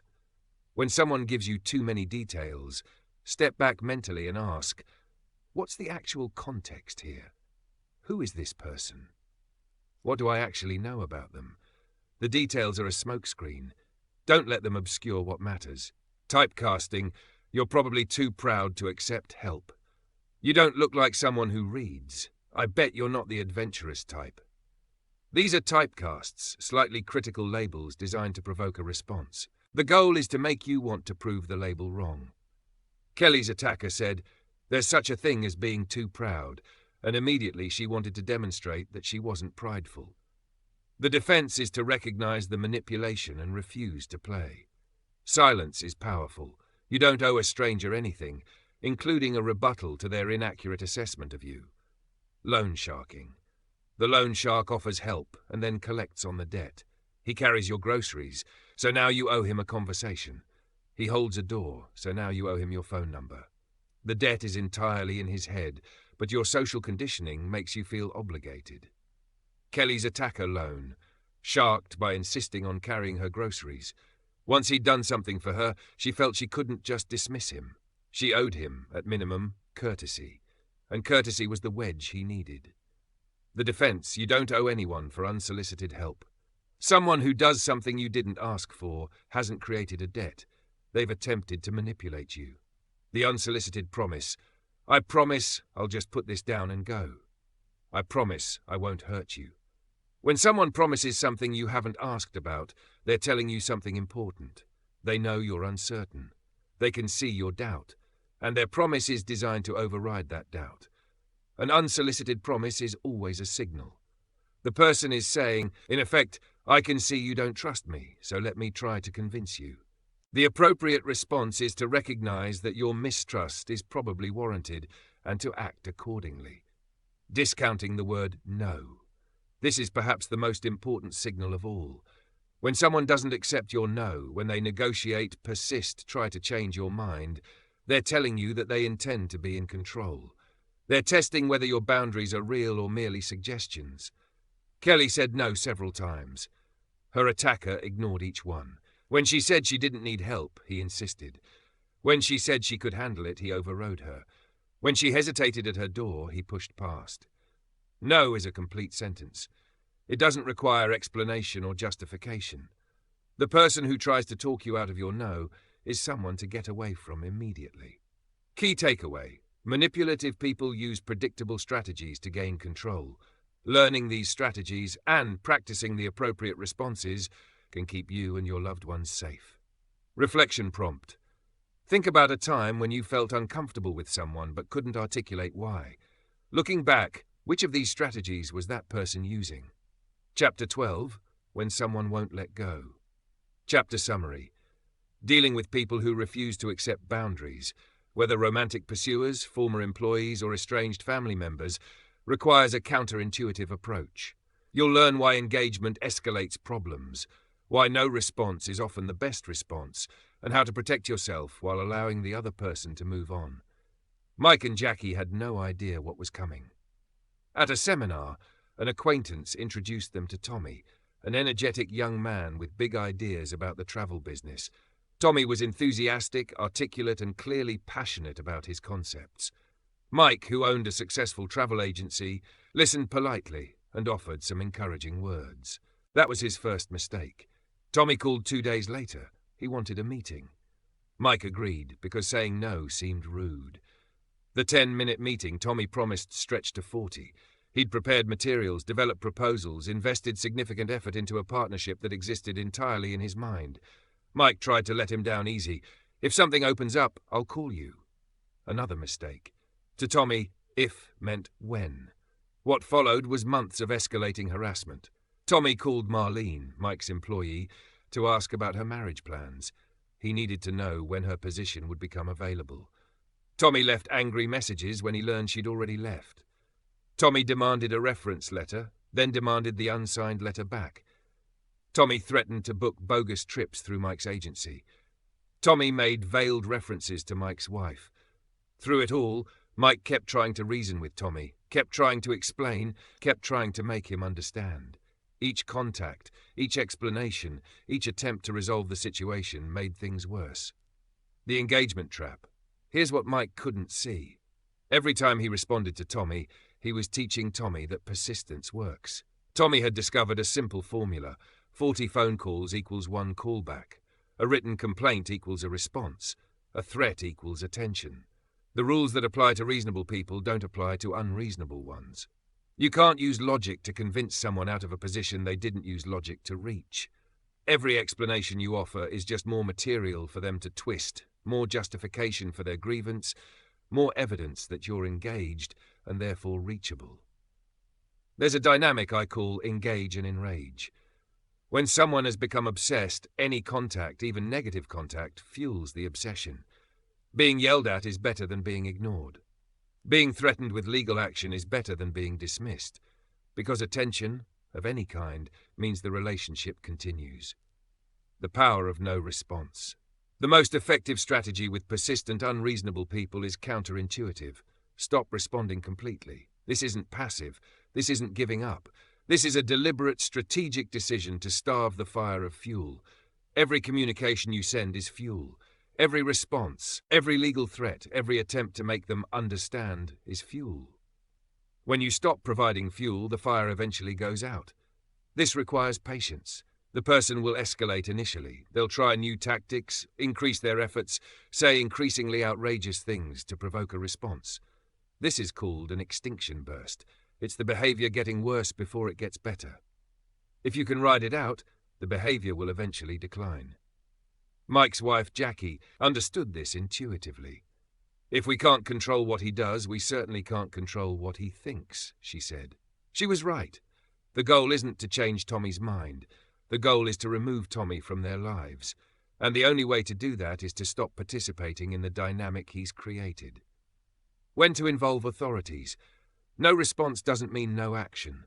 You can document everything. You can change phone numbers, email addresses, daily routines. You can inform security at your workplace. You can consult with professionals who understand these dynamics. Law enforcement should be involved when there's an actionable crime, when the person makes credible threats, when there's escalation that suggests potential violence. But sending police to warn a stalker often backfires. If the police visit and nothing happens, the stalker learns that the worst you can do, sending armed officers to his door, came and went without consequences.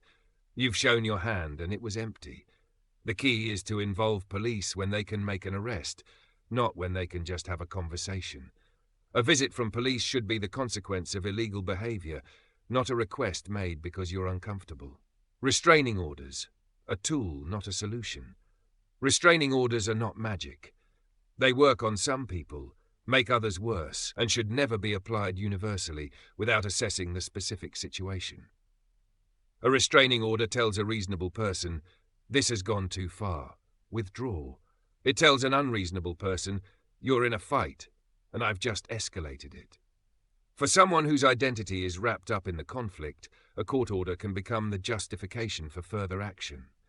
This is particularly dangerous in domestic violence situations, where a significant percentage of homicides occur after the victim has obtained a protective order. The order itself doesn't stop a bullet.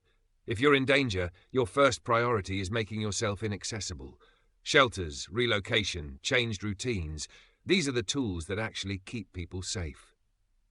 Key takeaway: with persistent, unreasonable people, the only winning move is often not to play. Every response teaches them that their strategy works. Starve the fire and it will eventually burn out. Reflection prompt: is there someone in your life who refuses to accept your boundaries? What would change if you stopped engaging entirely? What's stopping you from trying? Chapter 13. The Warning Signs of Violence. Chapter Summary. Violence doesn't come out of nowhere. It follows predictable patterns with detectable warning signs. You'll learn the pre-incident indicators for workplace violence, domestic homicide, and other forms of aggression, equipping you to recognize danger before it erupts. Here's something that might save your life or the life of someone you love. Violence is almost never random. It's almost never out of the blue. The person who commits a violent act has been moving toward that act for a long time, leaving signals along the way that anyone could see, if they knew what to look for. The problem is that we've been trained not to look. We tell ourselves that people don't really mean their threats, that certain behaviors are just blowing off steam, that we're overreacting. We give the benefit of the doubt to people who have forfeited any right to it. And sometimes people die because of our reluctance to call danger by its name. Workplace violence, the scriptwriter. The most common type of problem employee who becomes violent is someone I call the scriptwriter. He has several characteristics that are detectable early in his employment. The scriptwriter is inflexible. He resists suggestions because he takes them as personal criticisms. He's not a team player. He's a solo operator who believes everyone else is incompetent or malicious. The scriptwriter invests others with the worst possible motives. A discrepancy on his paycheck isn't an error, it's an attempt to cheat him. A routine performance review isn't feedback, it's persecution. He writes the script for every interaction, and in his script he's the hero and everyone else is the villain. The scriptwriter has a history of problems at previous jobs. If you review his personnel file, you'll find insubordination, threats, intimidation, maybe even sabotage. But nobody fired him because everyone was afraid to. They just shifted him around, made him someone else's problem, hoped he'd eventually leave on his own. The longer a scriptwriter stays, the more entitled he feels. Delaying termination makes the eventual confrontation more dangerous. If you have cause to fire someone, do it. Don't wait. The situation won't improve with time. Pre-incident indicators for workplace violence. Here are behaviors that should trigger concern. The more indicators present, the higher the risk. Inflexibility.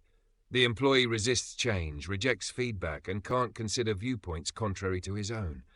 Weapons fascination. He's recently obtained a weapon, collects weapons, makes jokes about weapons, or discusses them as instruments of power or revenge. Chronic anger or depression. He's sullen, irritable, quick to take offense. He may show signs of depression, changes in weight or sleep, hopelessness, loss of interest in previously enjoyable activities. Hopeless statements. What's the use? Nothing ever changes. I've got no future. References to suicide, getting affairs in order, selling possessions. Identification with perpetrators. He praises or expresses understanding for others who've committed workplace violence. He's fascinated by news stories about mass shootings, co-worker fear. Other employees are afraid of him. They can't always articulate why, but their intuition has registered danger. History of threats, intimidation, or escalation. He's used these tactics before, and they've worked. He's learned that threatening gets results. Paranoia. He feels others are conspiring against him, that unconnected events are related, that he's being targeted. Blame externalizing. Nothing is ever his fault. He's a victim of incompetent managers, jealous co-workers, unfair systems, crusade mentality. He's on a mission. He's fighting a one-man war against injustice, and he's the only one who sees the truth. Recent police encounters, arrests, particularly for assaultive or behavioral offences, are significant warning signs. Focus on others. He monitors co-workers' comings and goings. He's maintained files or dossiers. He's stalked someone in or out of the workplace. If someone you work with has many of these indicators, don't ignore them. Report your concerns. Document what you observe. Trust your intuition. Domestic violence. The most predictable murder, spousal homicide, is the most predictable serious crime in America. Yet we consistently fail to predict it. The warning signs are clear, but denial, by victims, by family members, by professionals, keeps them invisible until it's too late. A woman is at highest risk when she's leaving or has just left. The moment of separation, when the abuser realizes he's losing control, is the most dangerous time. This is when many homicides occur. Here are the strongest predictors that violence will escalate to lethal levels. The woman has intuitive feelings that she's at risk. Women in dangerous relationships often know at some level that their lives are in danger. They need to be encouraged to trust that knowledge. The abuser has threatened suicide. A man who doesn't care about his own life is far more likely to take someone else's. The abuser has threatened to kill. Specific threats, especially when accompanied by a plan or a fantasy about how it will happen, are serious. The abuser has used a weapon or threatened with one. Once weapons enter the picture, the stakes are immeasurably higher.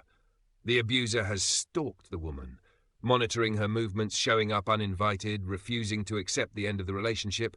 These are not romantic gestures. They're danger signals. The abuser is jealous and controlling. He isolates her from friends and family. He monitors her phone calls. He demands to know where she is at all times. He treats her as property, not as a person.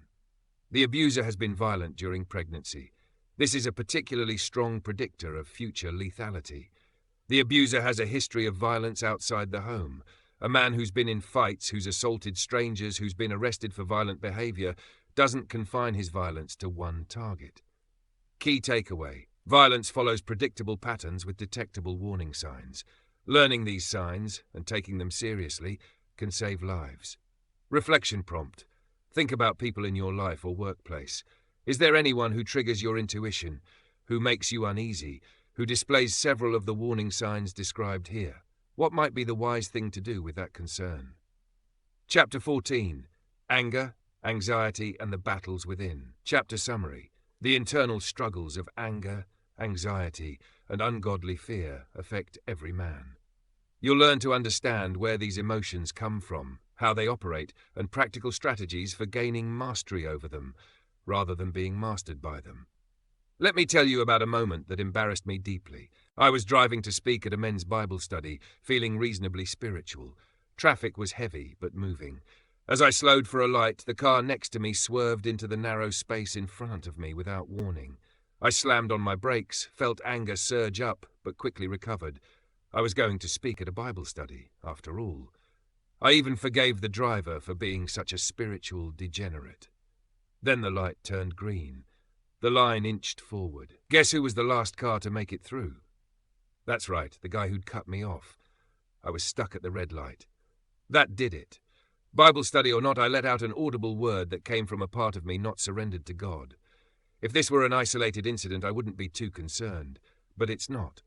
Every day we each face battles for control of our minds, our emotions, our responses. The real battlefield is internal. Understanding anger. First, let's distinguish between righteous anger and unrighteous anger. Righteous anger is rare.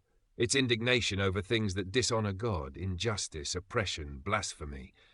It's controlled, focused, and not self-centered. When Jesus cleared the temple, flipping tables and driving out money, changers, he demonstrated righteous anger. Most of our anger isn't righteous, it's selfish. We become angry because we're not getting what we want, because someone disrespected us, because our expectations weren't met, because we're tired or stressed and someone added to our burden. Anger is always a secondary emotion.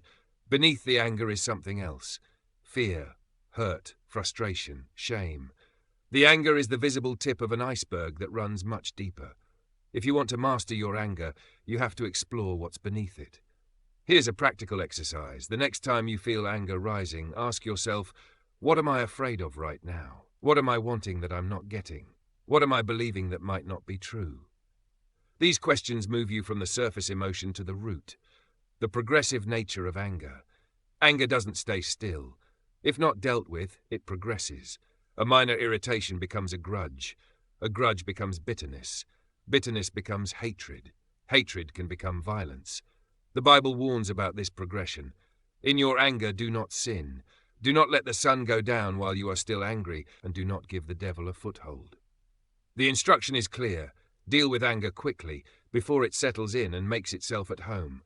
This doesn't mean you have to resolve every conflict before bedtime.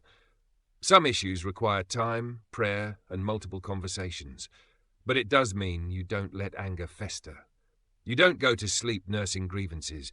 You commit yourself to the process of reconciliation, even if the process isn't complete. Transforming anger. Anger can be transformed. It's not a fixed trait. You're not just an angry person. You're a person who has developed angry habits, and habits can be changed. Start by identifying your triggers. When do you typically become angry? What situations, what topics, what times of day? Awareness is the first step toward change. Then examine your thoughts in those moments. What are you telling yourself? She always does this. He never listens. This isn't fair. These thoughts are generating your anger. You need to capture them, challenge them, and replace them with thoughts that are true, measured, and generous. Finally, practice alternative responses. When you feel anger rising, what could you do instead of your habitual reaction? Take a walk, pray, count to 10. Ask a question rather than making an accusation. Excuse yourself until you're calmer. These aren't just avoidance strategies. They're training your brain to respond differently. Understanding anxiety and fear. Anxiety and ungodly fear are epidemic in our culture.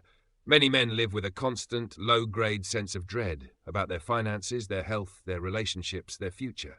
They've normalized a state that was never meant to be normal. Godly fear is different.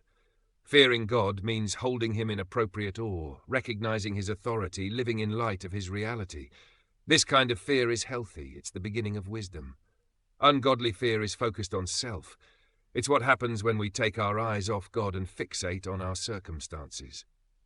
Peter walking on water is the perfect illustration.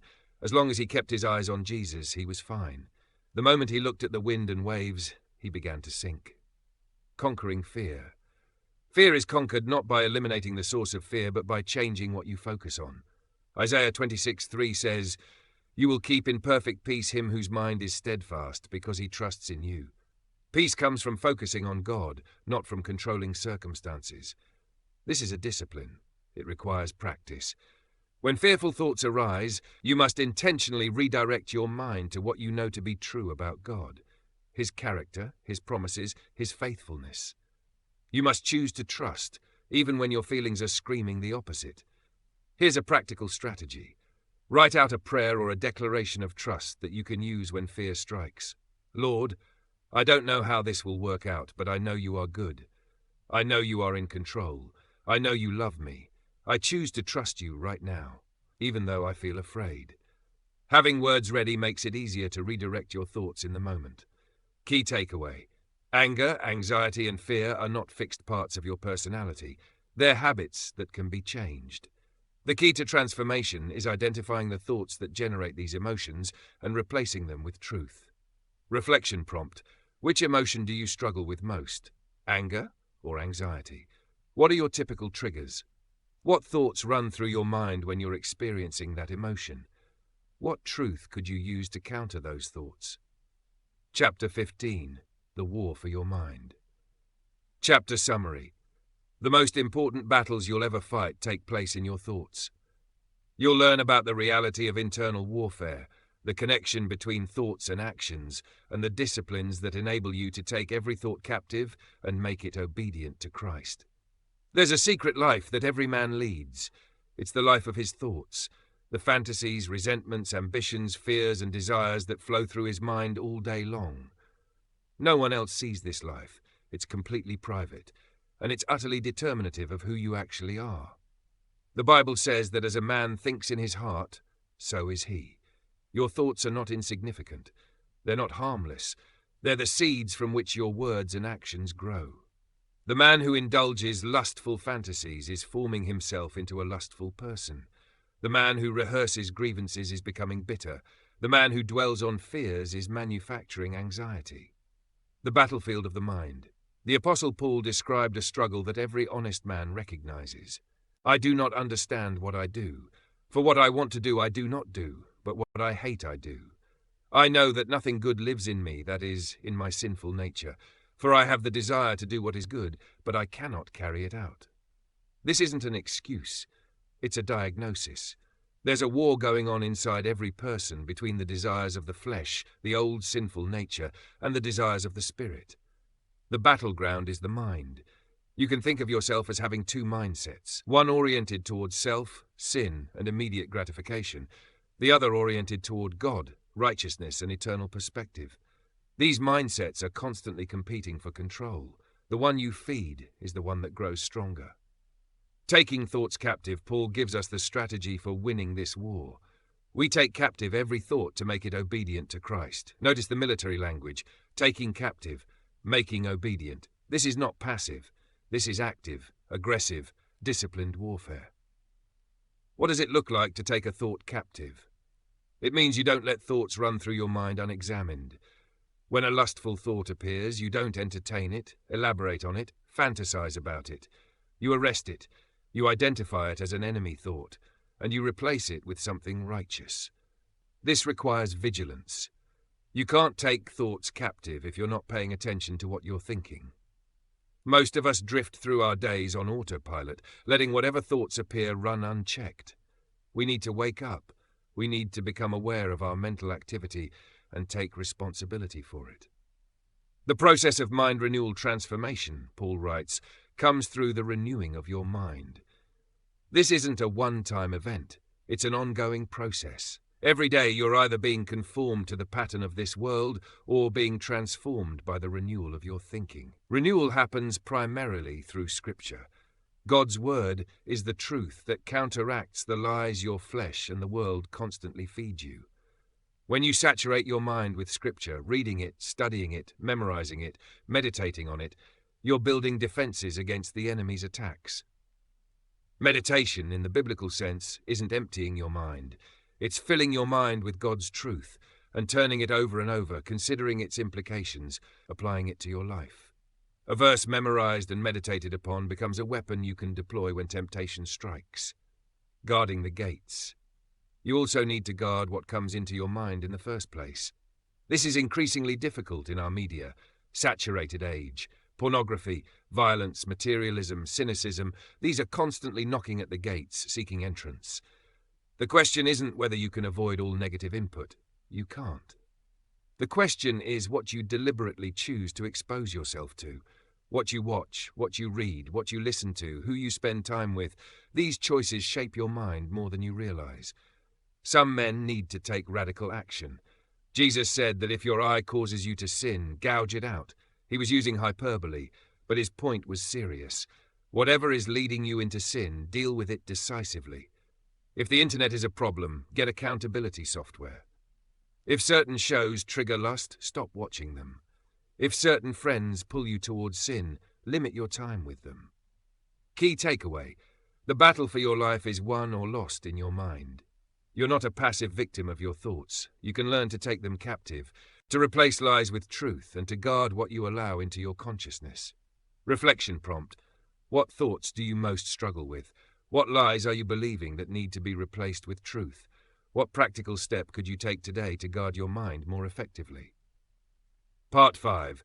The Man Who Finishes Well. Chapter 16. Faithfulness in the Small Things. Chapter summary. Greatness is built on a foundation of small, consistent acts of faithfulness. You'll learn the stewardship principle, that everything you have is on loan from God, and practical strategies for managing your time, money, and relationships in ways that honor Him and bless others. I once asked a prominent Christian leader what he did that made him so effective. I expected to hear about his organizational skills, his visionary leadership, his ability to inspire people. Instead, he said something that surprised me. I try to do the next right thing. He said, that's really all I do. I wake up, I pray, I figure out what the next right thing is, and I do it. Then I figure out the next right thing after that. The secret to an extraordinary life isn't one grand gesture. It's thousands of small, faithful decisions made day after day. The man who consistently does the right thing in small matters develops the character to do the right thing in large ones. The stewardship principle. Everything you have is on loan from God. Your time, your money, your abilities, your relationships, your body, your opportunities, none of it is ultimately yours. You're a manager, not an owner. You'll give an account for how you managed what was entrusted to you. This perspective transforms how you live. When you see yourself as a steward, you stop asking, what do I want to do with my resources? And start asking, what does the owner want me to do with his resources? The question shifts from self-fulfillment to faithful management. A steward is required to be found trustworthy, not successful by the world's standards, not impressive, not productive in the sense of maximizing returns at any cost. Trustworthy, faithful, reliable. Stewardship of time. Your days are numbered. You don't know how many you have left, but you can be certain the number is finite. Every day you spend is a day you don't get back. This isn't morbid. It's clarifying. It forces the question, what's actually worth your time? The Bible tells us to redeem the time, to make the most of every opportunity, because the days are evil. Time is constantly being stolen, by distractions, by trivial pursuits, by the tyranny of the urgent. Redeeming time means being intentional about how you spend it. Here are some practical principles. Spend regular time with God, not out of guilt or obligation, but because your relationship with your Creator is the most important thing about you. You wouldn't go weeks without talking to your wife. Don't go days without talking to God. Plan your time rather than drifting. You don't need an elaborate system. A simple list of priorities, a basic schedule, a regular review of how you're spending your hours. These disciplines pay enormous dividends. Consider your responsibilities and the people who depend on you when you make decisions about your time. Saying yes to one thing means saying no to something else. Make sure you're saying no to the right things. Build in margin. If your schedule is completely full, you have no room for what God might bring your way. Margin allows you to respond to needs, to handle emergencies, to be available for relationships. Stewardship of money. Money is a tool. It can be used for great good or great harm. The Bible says more about money than about almost any other topic. Not because money is the most important thing, but because our relationship to money reveals our hearts so clearly. The fundamental principle is this: you cannot serve both God and money. You'll love one and hate the other. You'll be devoted to one and despise the other. Money makes a terrible god and an excellent servant. The key is keeping it in its proper place. Practical financial wisdom includes giving to God first, not because He needs your money, but because giving breaks money's hold on your heart. It includes saving for the future. The ant stores up in summer for the winter ahead. It includes living within your means. Debt is called servitude for a reason. It includes providing for your family. A man who doesn't provide for his own has denied the faith. The goal is not wealth or poverty. The goal is contentment with what God provides and faithfulness with what He entrusts. Some are called to manage much. Some are called to manage little. The standard of judgment is the same for both. Were you faithful? Key takeaway: everything you have is on loan from God. Faithfulness in small matters, how you spend your time, how you handle your money, how you treat the people in your life, builds the character that enables you to be trusted with greater things. Reflection prompt: look at your calendar and your checkbook. What do they reveal about your actual priorities? Would someone observing your life conclude that you belong to God? Chapter 17, The Resolve to Finish. Chapter summary: starting well is common, finishing well is rare. You'll learn what it takes to persevere through the challenges, disappointments, and temptations that derail so many men. We'll explore the disciplines, relationships, and perspectives that enable you to cross the finish line with honor. The Apostle Paul, near the end of his life, wrote these words: "I have fought the good fight. I have finished the race. I have kept the faith." Notice what he didn't say. He didn't say he'd won every battle. He didn't say the race was easy. He didn't say his faith never wavered. He said he fought, he finished, he kept. There's something profoundly encouraging about this. Paul was arguably the greatest Christian who ever lived, and his testimony at the end wasn't about perfection, it was about perseverance. He kept going. He didn't quit. He finished what he started. The danger of drift. Most men who fail don't do so in a single catastrophic moment. They drift. Slowly, imperceptibly, over months and years, they move away from where they intended to be. One small compromise leads to another. One neglected discipline opens the door to another. Eventually, they look around and realize they're far from where they started, unsure how they got there. Drift happens when you stop paying attention, when you stop examining your life, when you go on autopilot. The unexamined life, Socrates said, is not worth living. The Bible says something similar. Let us examine our ways and test them, and let us return to the Lord. Regular self-examination is essential because your heart is deceitful. You can't trust your own assessment of yourself. You need to invite God's scrutiny. Search me, O God, and know my heart. Test me and know my anxious thoughts. See if there is any offensive way in me, and lead me in the way everlasting. The necessity of community. No man finishes well alone. We need brothers who know us, who challenge us, who hold us accountable. The man who isolates himself seeks his own desire and rages against all sound judgment. Isolation is fertile soil for sin. Accountability isn't about shame, it's about support. It's having people in your life who know your struggles, who pray for you, who ask the hard questions, who won't let you drift without noticing.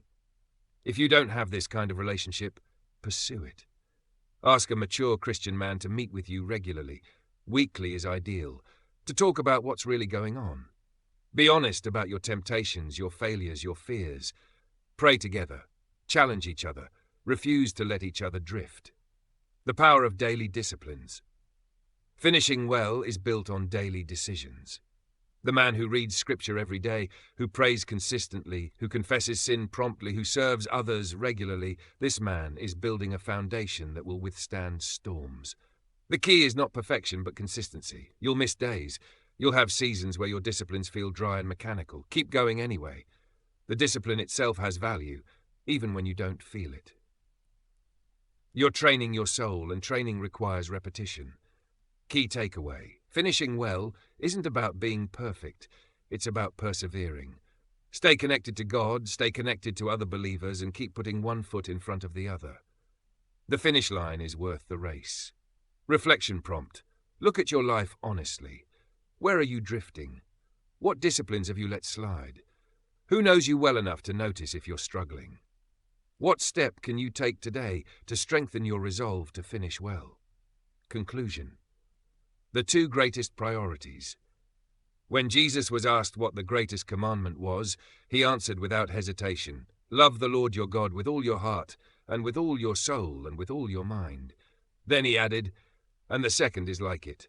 Love your neighbor as yourself."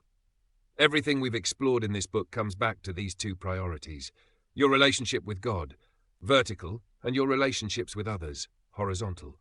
Every issue, every struggle, every goal fits somewhere in this framework. The man who gets these two priorities right doesn't need to worry about much else. The man who gets them wrong can't compensate with anything else. Success, achievement, wealth, fame, none of it matters if you're failing at love. So here's my final question for you. What now? You've read a lot in these pages. You've encountered ideas, been challenged, perhaps felt uncomfortable. But knowledge without action is worse than useless. It's condemning. The question isn't what you learned. The question is what you'll do. Will you examine your past and understand how it shaped you? Will you learn to trust your intuition, that God-given guardian that warns you of danger? Will you turn from the idols that have claimed your devotion and give your heart fully to the one who made you? Will you love your wife with the kind of love Christ showed the church, sacrificial, patient, forgiving? Will you lead your family with humility rather than domination? Will you take your thoughts captive, guard your heart, and persevere to the end? These are not small questions.